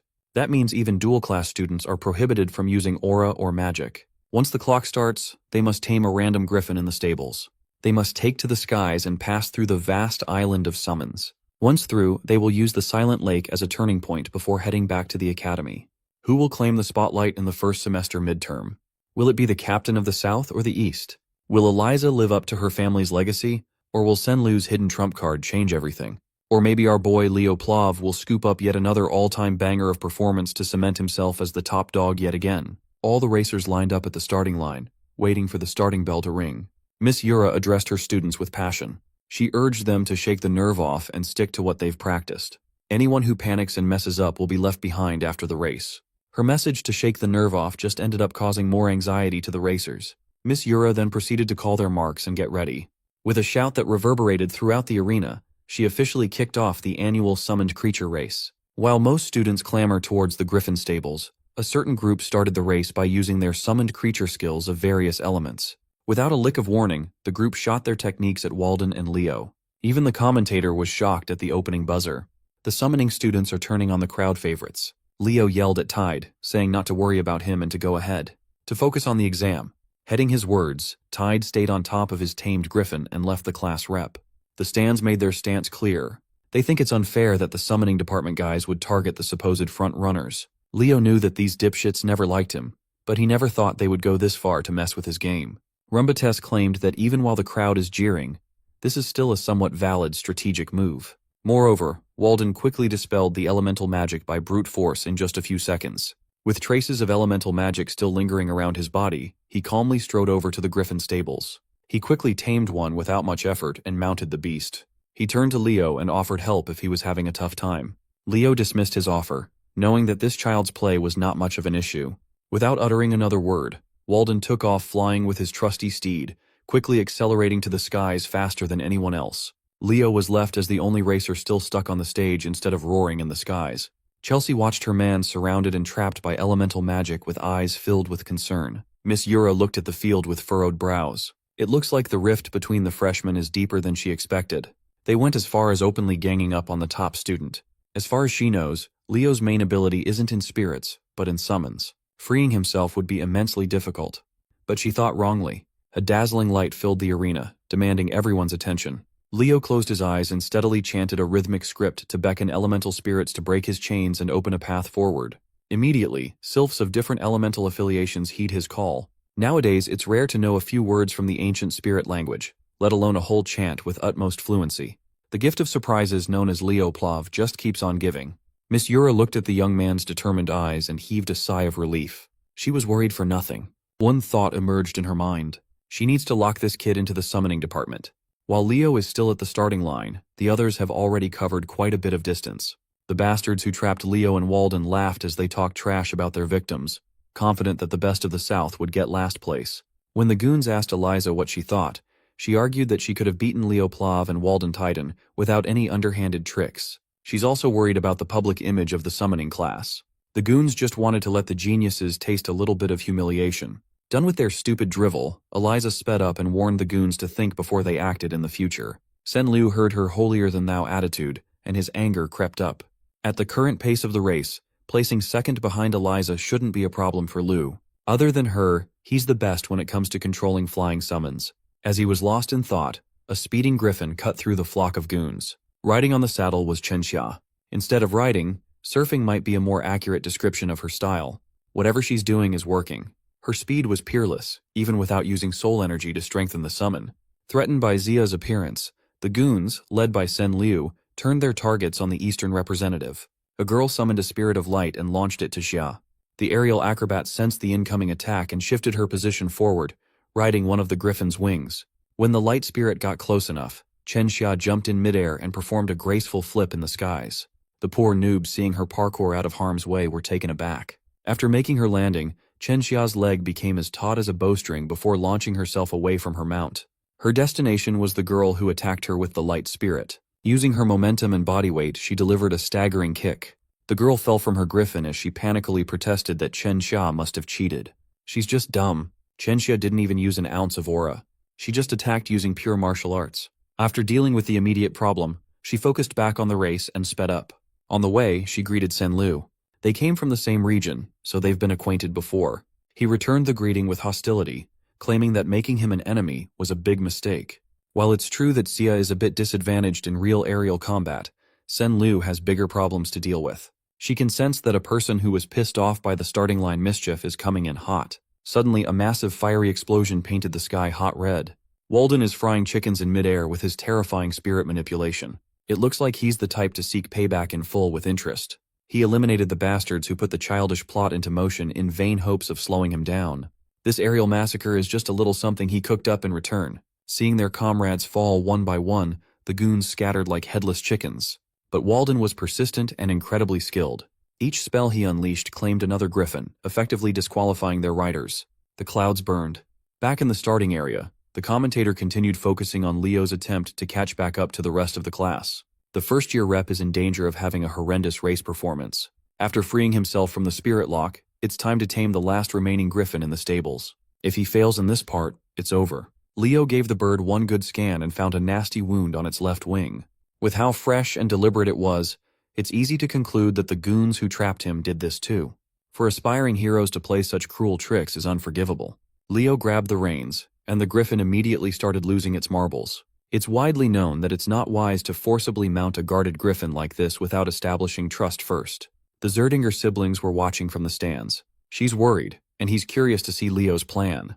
It looks like the young man is just going to brute force his way through the taming and mounting process. While he knows how angry and scared the griffin must be, he has to expedite the process as fast as he can. He looked the rampaging bird in the eye and struck fear in its heart with a cold glare. Leo ordered the griffin to kneel. Feeling like its life was on the line, the bird stopped resisting. The griffin visibly calmed down as the rider and mount formally established a bond for the race. Leo reached his hand to the bird's left wing and removed the shard stuck on the wound. With one fluid motion, he mounted the saddle and prepared to finally get started. He expertly controlled the giant bird to exit the stables and go forth. Zooming in on the last student left on the starting line, everyone in the audience saw the wounded wing. The commentator is starting to toy with the idea that the first-year representative might get last place. Leo quietly empathized with his mount. He can feel that this big guy has been enduring a lot of pain. So, in accordance with the contract, he commanded his sole contracted beast to appear. Fiora the Phoenix manifested herself in midair, as adorable as always. With a thought, Leo ordered the little chick to help with the wounded wing. Phoenix flames surrounded the clueless bird. Not knowing what was happening, it tried to resist. Celia watched what was happening on the screen and was surprised that she couldn't identify the flames. Her big brother quietly ascertained that it wasn't Zerdinger flame or an aura flame. It's an entirely different force. Back in the front lines, most of the goons had been severely injured, and those who survived tried to speed up and steer away from crazy Walden. They're all just trying not to get last place at this point. Unfortunately for these kids, the real main event has been unlocked, and he is fiercer than ever. Clad in Phoenix Flame, Leo's griffin soared like it never had before. Now that he can see traces of competition, it's time to test out the speed limit in this bad boy. But just as he was aiming to go ahead and win it all, someone pulled up with a freaking dragon in the skies. At least that's what it looked like. But for someone who lived through the past like Leo, that draconic creature is painfully familiar. It's a Fafnir. He thought his eyes were deceiving him, but it was real. A few minutes prior to this encounter, Eliza circled back from leading the pack to facing Walden in combat. She knows she must stop this monster if she wants to take first place. With a simple snap of his fingers, Walden threw spirit fire in Eliza's path. The spirit fire exploded in a cloud of destruction. She skillfully flew out of the range without a scratch. Furthermore, she figured out that Walden is making explosives using wind and fire spirits. It's not something one can do without Walden's monstrous talent. Eliza was totally caught off guard. Riding on his griffin, Walden looked like an impenetrable wall capable of crushing everything on his path. Still, Eliza is a proud heir of a prestigious summoning family. She has a few tricks up her sleeves too. No matter how strong or destructive the attacks are, they're all useless if they can't make contact. So, her brilliant plan was to rely on her speed and reaction time to weave her way through the onslaught of attacks. Seeing her expertly maneuver the griffin out of harm's way, Walden tried something else. He ditched the fire and wind spirits to manipulate an entirely different element and form ice spears. The icicles were massive, sharp, and numerous. Each of them was visibly enchanted by another elemental spirit. Eliza just harumphed at the sight of it all. She started stimulating her mount's latent potential, making the bird beast grow bigger and more vicious. As if it's a Pokemon battle, her griffin unleashed flamethrower to neutralize the icicle spears. She steadily manipulated the raging fire to melt everything before reaching her position. Walden's attack was suppressed thanks to Eliza's fortified summons. Watching this boss fight, the commentator was cheesing on his booth. But as the top students were locked in a clash against one another, Chen Xia took advantage of the situation and slithered right past them to take the lead. Eliza wasn't about to let this girl get ahead without paying the price though. Using a purple magical rope, she caught Chen Xia by the neck and dragged her close. With her mobility literally tied up, a flicker of flame appeared out of nowhere. She knew that a disaster was about to fall on her if she doesn't scram. Chen Xia and her griffin managed to parkour their way out of harm as soon as Walden's spirits combined to produce another massive explosion. Still in midair, she forcefully destroyed Eliza's magical rope. Calling to her mount with perfect timing, Chen Xia regained the lead with sly maneuvers. Instead of feeling fear, she was actually hyped to experience the might of the summoning class aces. Up ahead, she saw a silhouette of an odd aerial beast. Chen Xia was confused upon focusing her glance on what looks like a black wyvern. Riding it was Sen Lu, who's slowly losing his grasp on reality, his mind filling with killing intent. Chen Xia tried to remind her fellow Eastern student that riding a summon other than a griffin is against race rules. But he doesn't care anymore. His hatred for talented jerks sitting at the top of the ladder is at an all-time high. Eliza and Walden finally caught up upon sensing an odd presence. With her extensive monster knowledge, Eliza was confident that this is not a black wyvern, but an irregularity. It was at this point that Leo Plav had finally caught up to the front-runners with his flaming griffin. His speed was top-notch, and the Phoenix Flame bolstered it further. Sen Lu doesn't care if he has to fight against 3 or 4 geniuses. He's confident he can kill them all. Leo simply called out to everyone with a chilling tone. He looked down from above, demanding to know where this stupid kid got the lizard. Sen Lu laughed, thinking that Leo must be jealous. He asserted that he tamed and contracted the beast with his summoning skills. Leo looked at the dumbass who doesn't even know that he's sitting on top of a Fafnir. It was a monster the magicians of Tartaros used. It's also supposed to be one of the monsters that Kyle and his party hunted down to extinction during the Age of Despair. If that was the case, how can a snotty brat from the academy summon a supposedly extinct demon? Calling Fafnir a black wyvern, Sen-Lu ordered it to attack. Its laser breath tore through the skies with immense power. Leo and Walden managed to stumble their way out of the laser's trajectory, while Eliza was forced to awkwardly spin out of danger. But none of them were the main target. The laser beam is homing in on Chen Xia. Leo tried to warn her. Xia hurriedly summoned her aura shield in hopes of defending herself. But it was too late. She couldn't manifest the whole thing fast enough. The laser smashed through the flimsy shield, its destructive power spreading cracks all over the protective field. Finally, the shield completely shattered. Chen Xia's griffin was grievously injured, losing its consciousness. Both of them barreled down from the skies, skydiving without a parachute. Leo quickly jumped to action with his speed. Catching up to a free-falling Chen Xia was pretty simple. Right now, his priority is to get the young lady to safety. He took charge of Walden and Eliza, asking them to land on the ground for now. Trusting his judgment, the arrogant top students followed suit. Meanwhile, the Fafnir surveyed the skies like a hungry predator. Something is starting to get a hold of Sen-Lu's mind. He can finally feel what it feels like to look down on people, and he likes it very much. According to the commentator, the contestants on the lead went off the path and left the recording's field of view. The last thing the audience saw was Sen-Lu summoning a black wyvern and attacking the department aces. Miss Yura climbed up to the commentator booth and kicked that kid out of the microphone. This is not the time to be casting. Yura seized the mic and called all the summoning class professors and assistant to ready more flying summons. The race shall be on hold and top priority is rescue. Professors Len and Sejin entered the booth, worried and confused. Miss Yura explained that one of the students has contracted with a high-tier demonic beast and is going on a rampage. Hearing the mention of demonic beasts shook the professors to their core. They knew that the beast's influence would eventually break the poor kid's mind soon. Professor Edmund entered the room and proposed the possibility that something else was controlling that murderous beast. Taking over the operation, the disheveled professor tasked Yura with stopping or capturing Sen-Lu, while the other professors scattered to protect the students. Although they might have a contentious relationship, Professors Sejin and Edmund know when to set their differences aside. If it's for their precious students, they would gladly team up to form the most diabolical duo. Back in the field, Leo found a hidden spot where he can lay the unconscious Chen Xia down to assess her injuries. Eliza and Walden landed soon after him. Their peace was short-lived as Sen-Lu quickly spotted them. The Fafnir made its landing, eyeing the top students like a hungry predator, but Sen-Lu is under the false assumption that Leo is running away from him. He tried to explain to the dumbass that what he's riding isn't a black wyvern, it's not even a summoned beast, but the demonic beast, Fafnir. Hearing that put everyone on their toes.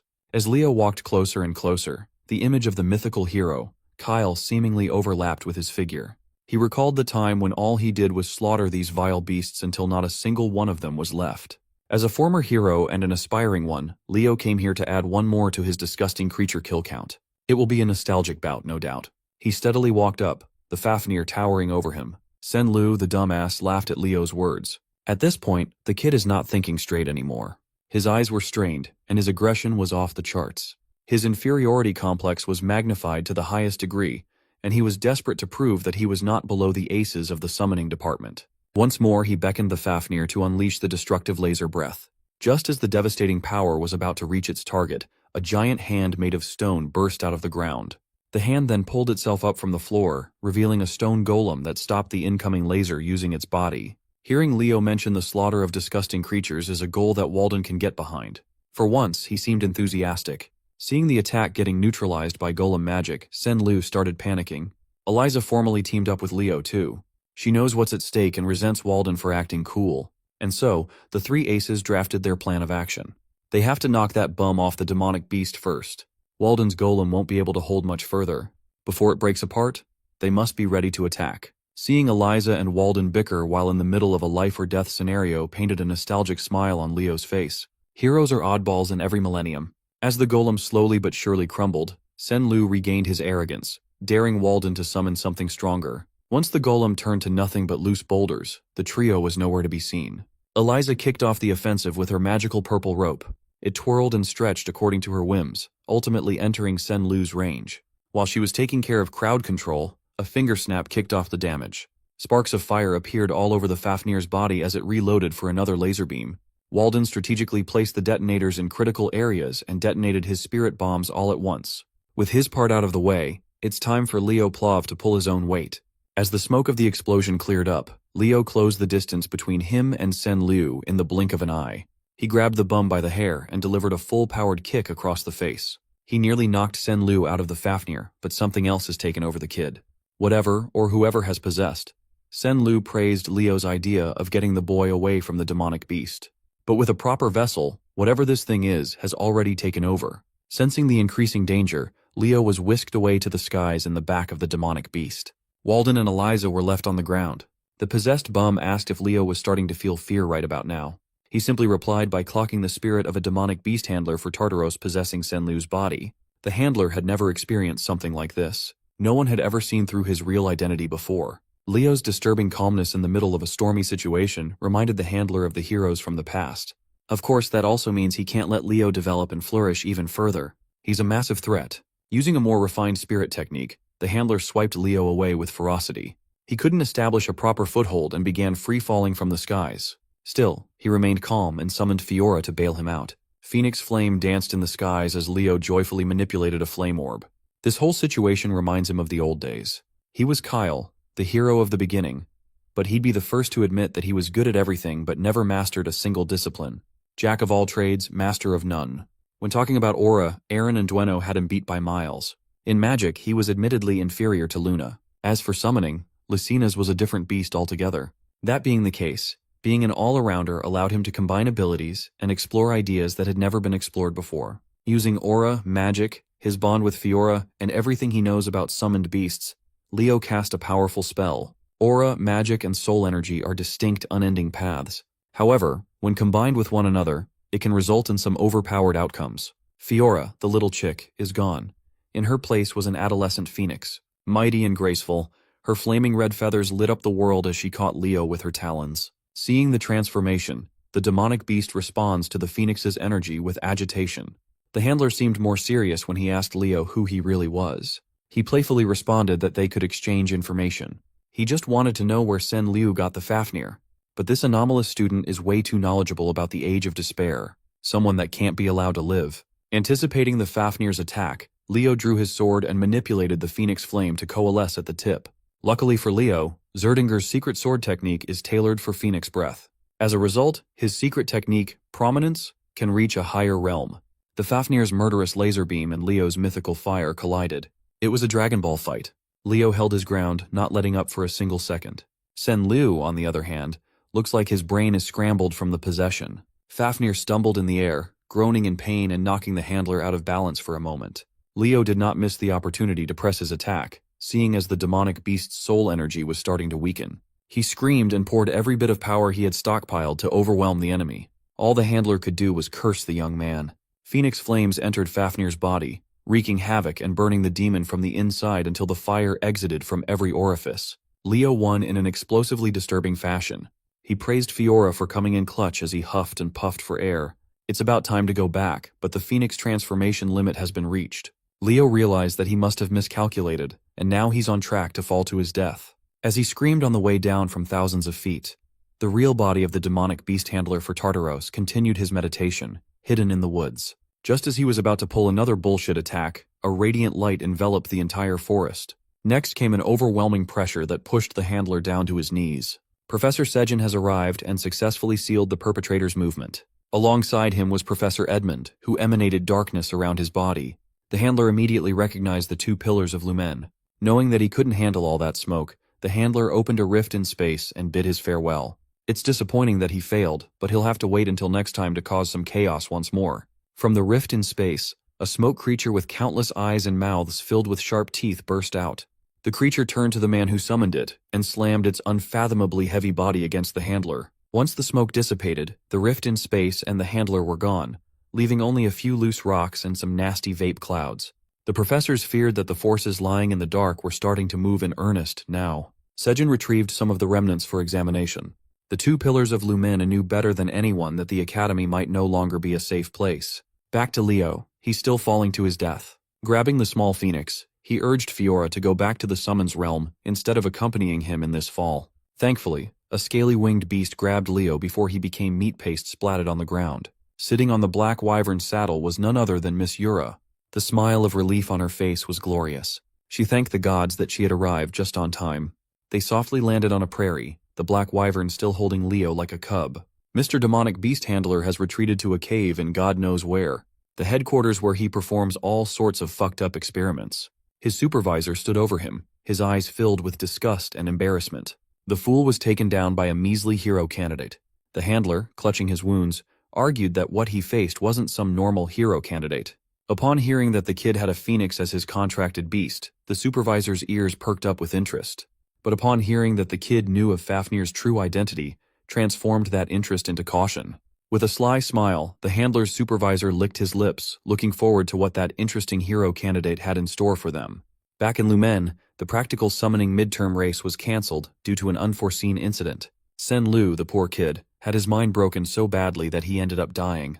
The new students are starting to realize the gravity of being at Lumene. After the whole debacle, it's natural that everyone was curious about what really happened to Sen Lu. But at Miss Yura's orders, the 4 students involved decided to tell people the cover story of a rouge-black wyvern. Today, Leo needs to put the sprawling web of conspiracies aside. It's the day of the magic class practical exam after all. Professor Len stood in front of the class, waiting for everyone to pour into the lecture hall. Carr and Chelsea were already inside. Looking at the entrance, they spotted Chloe walking in. Her hair was disheveled, and judging by the bags under her eyes, it seemed like she hadn't slept in days. Following closely behind was Leo. He also took notice of Chloe's poor condition. After a few more minutes of waiting for everyone to arrive, Professor Len finally spoke up. His gravitas made the reality sink in that this exam won't be a simple one. The professor expects everyone to showcase their original magic and display their own personality. He deemed it a waste to be the only one to witness the amazing magic of the next generation, so he called for some help. Professor Len asked 3 people to join them in class today. These 3 are seniors who graduated from the magic department 3 years ago. They have since established names for themselves in various fields of magic. The sharp Rilda Pedney, the hardy Edmund Slack, and the cheerful Sean Hodge. They will be the ones judging the freshman exam today. The 3 extended their greetings to their juniors, lifting everyone's spirits up. Carr is feeling lucky. He thinks the judges are the lenient type who give high marks. With introductions out of the way, Professor Len called the first student, Eliana Layden, to the front. With an optimistic smile, Eliana jumped to action. She confidently stood on the stage with his head held high. She turned up the cuteness up to 100, her eyes shining like stars as she extended a formal greeting to the seniors. Hearing her introduce herself like a charming, prim, and proper young noble almost made Carr hurl in disgust. He knows this girl is trying to play a character. Moving on to the demonstration, Eliana summoned a beautiful light show inside the lecture hall. She can conjure up something this shiny due to her rare affinity to the light attribute. But the light show was just the first part. She figured that adding the flame attribute would create some interesting results. As fire and light fused together, Eliana was surrounded by the winding flow of scorching rays. Combining 2 of her best elements, she can emit some powerful thermal ray magic. Sean Hodge looked at the display with wonder. Then she commented that this thermal ray magic is no different from the basic laser-type magic that anyone can learn. Eliana thought her demonstration was going well, but the judges were already penning her grade without further questions. The 3 diligently considered the criterion of judgment to give an appropriate score. After a short deliberation, they handed the final assessment to Professor Len. Hooge and Rilda gave Eliana a C-, while Slack was a little more generous with a C for an overall score of C-. Seeing that Eliana Layden's impressive showing got such a low score, the students tensed up. One after another, magic department students were called up front only to be disappointed that their hard work only amounted to a C and C-. There were some exceptions though. Surprisingly, Carr Thomas scored a B+ thanks to his impressive display of manipulating metal and gold. As expected, Chelsea Llewellyn scored the highest thus far. She received an A for her breathtaking wind magic. The fox and the cat celebrated their back-to-back win. They were relieved that the exam was a massive success. Unbeknownst to the freshmen, the judges are actually quite disappointed by all the performances. Professor Len lured them to participate in this exam with the promise of remarkable students, but no one has stood out in the crowd just yet. Looking at the pile of papers, there are only 3 remaining students to be judged. Eidman Slack can tell that these 3 are the real deal, the cream of the crop that the professor arranged for last. Next up on the stage was Abad Llewellyn, Chelsea's brother.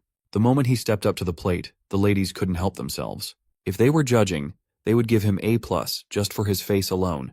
Contrary to the ones that came before him, Abad didn't start with a flashy performance. Instead, he went in-depth on the theory behind the spell that he created. After laying out the theoretical framework, he announced the name of his original magic, the Tempest. Professor Len was pleased, and the judges were fully engrossed in Abad's explanation. The magic genius claimed that once completed, his Tempest would reach an estimated rank of top class. You see, Abad has been preparing for this exam for a while now. Back in the Llewellyn family territory, he performed countless experiments, continuously refining Tempest. He had to enlist the help of family elders to create a protective perimeter in case something went wrong. With utmost concentration, the Abad family magicians held strong. In the middle of the perimeter, Abad was free to tweak and unleash the terrifying power inside him.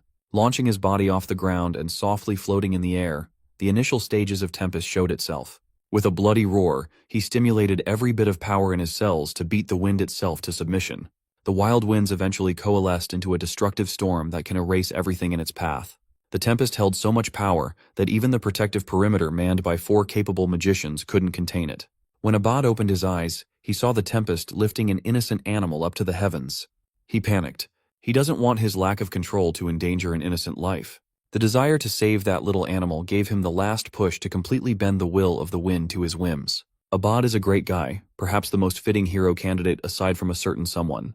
Back inside the lecture hall, Abad showed the judges a compressed version of Tempest. Summoning its full form might destroy a portion of the academy after all. A magic that intensifies the wind's power to the utmost degree. It sounds simple, but the judges knew that it was rooted in a difficult system of high sorcery to use. As a result, Abad Llewellyn walked back to his seat with the first unanimous A+ score, the highest thus far. Chelsea quietly and supportively bragged that her brother is just built different. Speaking of built different, Professor Len's face lit up at the thought of seeing the next student showcase his talents. Of course, it was none other than the golden boy, Leo Plav. Our boy stood and spoke with conviction as he addressed the judges. The high sorcery he will be presenting is a no-attribute sorcery system. He won't say it out loud, but it's the same system that he used back when at the top of the world as the hero of the beginning. Leo stood on the stage and announced his no-attribute high sorcery system. The panel of judges has never heard of such a thing. Curious, they asked him to elaborate. Leo gladly expounded. It is common knowledge that every single basic magic spell has a base attribute. It is a necessary condition for any type of spell. His thesis is simple. He created a high sorcery system that will streamline the entire spellcasting process to a higher level. Hearing this, the panelists had a mixed reaction. Some were skeptical and some were shocked. To clarify, they asked him if he was really going to create a whole new system for spellcasting. While the 3 seniors refused to believe such a ridiculous idea, Professor Len was practically smiling from ear to ear, his eyes shining like diamonds, overcome by the desire to recruit Leo as an exclusive mage. Eidman Slack thinks Leo is just bullshitting and was disappointed. They are here to judge magic with sound theory, not to listen to fantastical stories. Contrary to his bitterness, Professor Len couldn't help himself and chimed in to beg Leo to write down the system's theory. Since the professor himself was enthusiastically open to seeing this through, the judges had no choice but to keep an open mind. Leo Plav picked up a chalk and started writing down the theory on the board. For a while, the room was absolutely silent, apart from the sound of chalk tapping and sliding on the board. Rilda Pedney asserted that only a single mage in the entire history has ever used an entirely different casting system as their high sorcery. Leo casually answered that he was well aware of that fact. Only the poet of the stars, Luna, had ever succeeded in doing such a thing. Sean Houge wasn't happy that this little freshman was basically implying that he was planning to stand on the same level as one of the most celebrated heroes in history. Leo humbly dispelled that idea. Of course, he's not planning to do that. He can't ever compare to Luna when it comes to magic. He clarified that one does not need to be a monstrous genius like her to make a new spellcasting system. All the panel of judges have to do is look at what he wrote on the board to see how. Much to their surprise, every line of spell theory seemed airtight. The kid wasn't just making it up and trying to look cool. From what the spell construction indicates, it's a system that can utilize any magic attribute without penalties. Chelsea, who's pretty confident with her theoretical knowledge, can't even interpret what Leo wrote down. On the other hand, Carr has given up trying to read what Leo has written since the first line. Throughout the whole process, Chloe never took her sunken eyes off her rival. Now that the judges have a rough idea regarding Leo's genius, they ask him what his reasoning is behind developing such a magic system. The answer was pretty simple. He just wants to be able to freely use any magic in existence. Eidman's disbelief had turned to interest in the crazy freshman. Now, he understands why the professor insists that this year's batch is special. When asked what this system's name would be, Leo grinned, raised his hand, and summoned an incandescent thread of mana that lit up the lecture hall. The incandescent mana coalesced and formed an unfathomable orb of pure magic. Leo dubbed this system as the Bible. Shan Huj was taken aback. Digging through her extensive knowledge, she knows of only one person in history who has used that term, the allegedly fictional hero, Kyle. She's looking forward to what Leo will do in the future. Maybe the kid will prove that Kyle really existed. After the shortest deliberation of the day, the panel of judges handed their scores to the professor to announce. As soon as Professor Len saw what was written on the cards, he smiled. As expected, Leo Plov got an A+. Walking back to his seat, Leo thought about failing to complete this magic system during his years as Kyle. This time things will be different. He will make sure that it will be. Finally, the last student to present their personal magic stood from her seat. It's Chloe's turn to wow the judges after Leo blew their minds. Before sitting back down, the concerned Leo asked if the locked-in Chloe was fine. She certainly doesn't look like she is. Chloe Muller stood on the stage with her back straight and solid. The panel of judges was informed ahead of time that Chloe is the reigning top student of this year's magic class. They have high hopes for her showing today. As soon as Chloe started her presentation, her demeanor changed. She announced her success in creating an imperishable flame. In her hand, a crimson fire dancing aggressively blazed. Her classmates were left scratching their heads. As far as they know, Chloe is an ice attribute mage. Choosing a polar opposite of her highest affinity attribute as her high sorcery just seemed counterintuitive, inefficient, and plainly insane. While she stood on the stage, unmoving, the panel of judges was a little disappointed. Compared to the two previous performances from Abad and Leo, her flame seems awfully normal. If that's all she has to show for this exam and there's nothing more to see, she will score horribly. So, Chloe started the actual display of how valuable this magic really is by summoning water to dance in the air. With a flick of a finger, she made the water drop down like a waterfall that would extinguish any ordinary flame. But this is no ordinary flame. Abad was shocked, and Leo felt a bad premonition.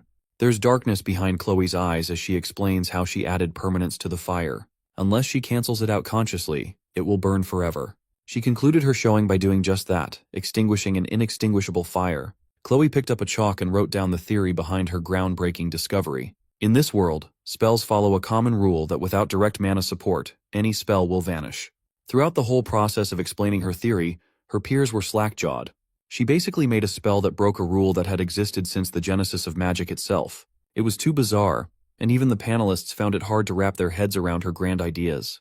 Chloe Muller dubbed her high sorcery as the Eternal Flame. Out of everyone in the room, Leo was the only one certain that this thing should not be possible. Still, her theory seemed sound enough, and her demonstration left a powerful image in everyone's mind. For that, she scored the same grade as Leo, an A+. Leo doesn't buy it. Something is fishy here. Creating an undying flame is a conundrum that even Luna failed at. As far as he knows, only a single being has ever used such a flame. The Cataclysm himself, Erebos.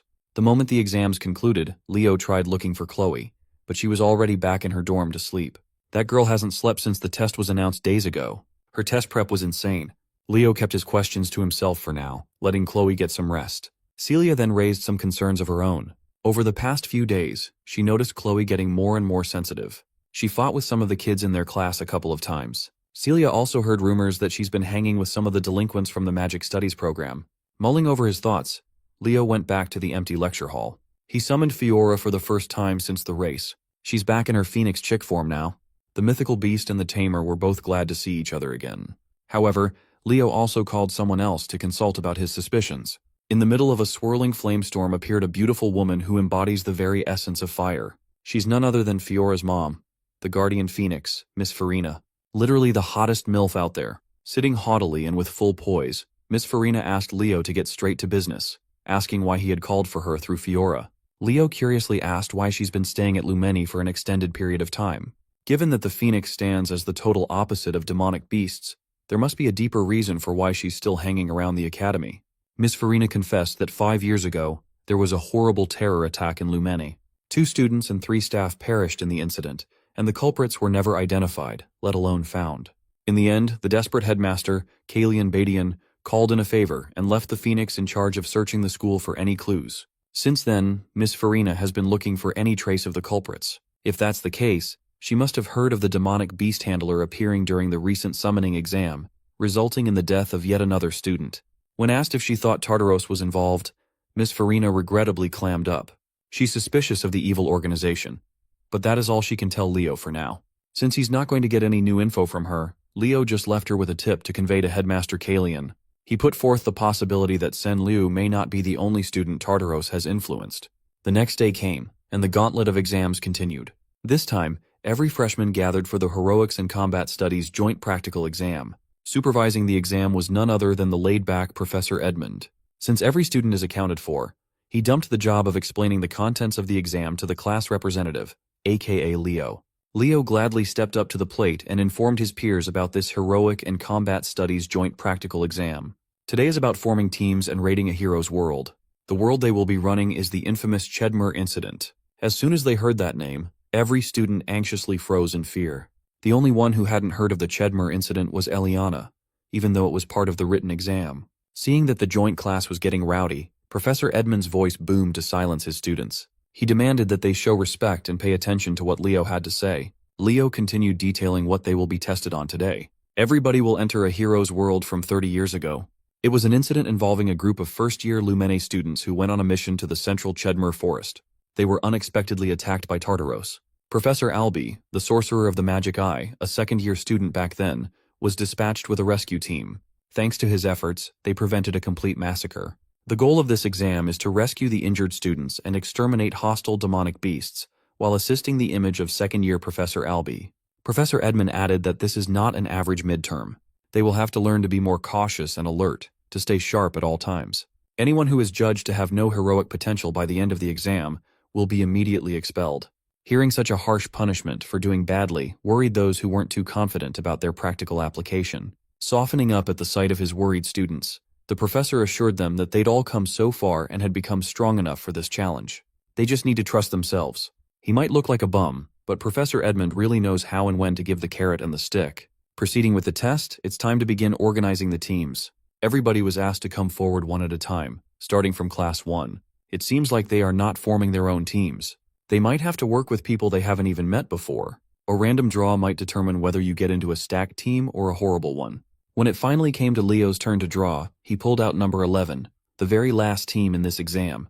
With the teams set and acquainted, Team 1 was called to stand before the summoning portal. Led by Celia Zerdinger and Chelsea Llewellyn, Team 1 looked perfectly balanced. It's time to show all these other nobles the strength of the Lordran Empire. Making this exam possible was, of course, Professor Knockoff Gojo himself, Albi, the Aura Farmer. With a wave of a hand, he opened Albi's world, prologue chapter, the Chedmer Incident. A sweeping torrent of bright magic swallowed Team 1 whole, transporting them to a vision of the past. A giant magical screen was set up on the field as a recording device followed the team's every move for everyone to see. Everybody was impressed. Even though Team 1 had just got in, they were already blazing through the hero's world. With Chelsea's magic and Celia's tenacious swordsmanship, they were practically speedrunning this exam. Children from prestigious hero lineages really are built different. Sitting next to Professor Edmund was his bothersome rival, Professor Sejin. Since Celia is Sejin's student, he naturally talked her up as Team 1's X-Factor. Edmund argued that Chelsea's actions are even more impactful. The two pillars of Lumen just can't resist battling each other every chance they get. Interrupting their bickering, the headmaster made his entrance while praising Team 1's outstanding pace. They are truly worthy of being called rising stars. The headmaster must have known that the two pillars were going to fight like children, so he pulled up a chair between them. He just wanted to see how much the first years have grown. Turning to Professor Albi, the grizzled old man apologized for using such an unpleasant memory for the exam every year. Albi asserted that he should be taking Headmaster Kalian instead. He vowed never to forget this incident, and he needs this yearly reminder to stay on track. Finally, Team 1's raid came to a swift and bloody conclusion as Chelsea and Celia tag-teamed a beast. The headmaster took note of the Zerdinger and Llewellyn girls. They worked impeccably together despite how heated they usually get. They really are the pride of their country. Team 2 didn't do anything too impressive, while Team 3 blitzed through the hero's world in a dominating fashion. They let the two strongest first years, Abad and Duran, stand vanguard while the rest of the team played supportive roles. The headmaster approved of their fast and efficient methodology, which led to victory. Team 4 surprisingly entered the upper echelon too. Nella Carvin's healing aura is definitely special, but what carried the team was Chen Xia's abnormal movement. The headmaster made a mental note of the girl from the east. Team 7, led by two of the most promising summoners, made quick work of the hero's world too. Headmaster Kalian and the professors couldn't take their eyes off the live feed. While there are a lot of exceptional students who showed what they're capable of thus far, the most promising one has yet to take his turn. Finally, Team 11 was called to come forward. Aside from Leo Plav, There was another familiar face in the last squad, Chloe Muller. Headmaster Kalyan was lost in thought. Watching the kid makes him feel nostalgic for his heydays. Back when he was a young and valiant hero taking on missions with Miss Farina herself.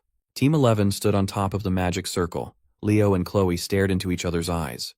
Professor Albie flicked his magic book open and opened his hero's world for the 11th and final time. Albie's World. Prologue.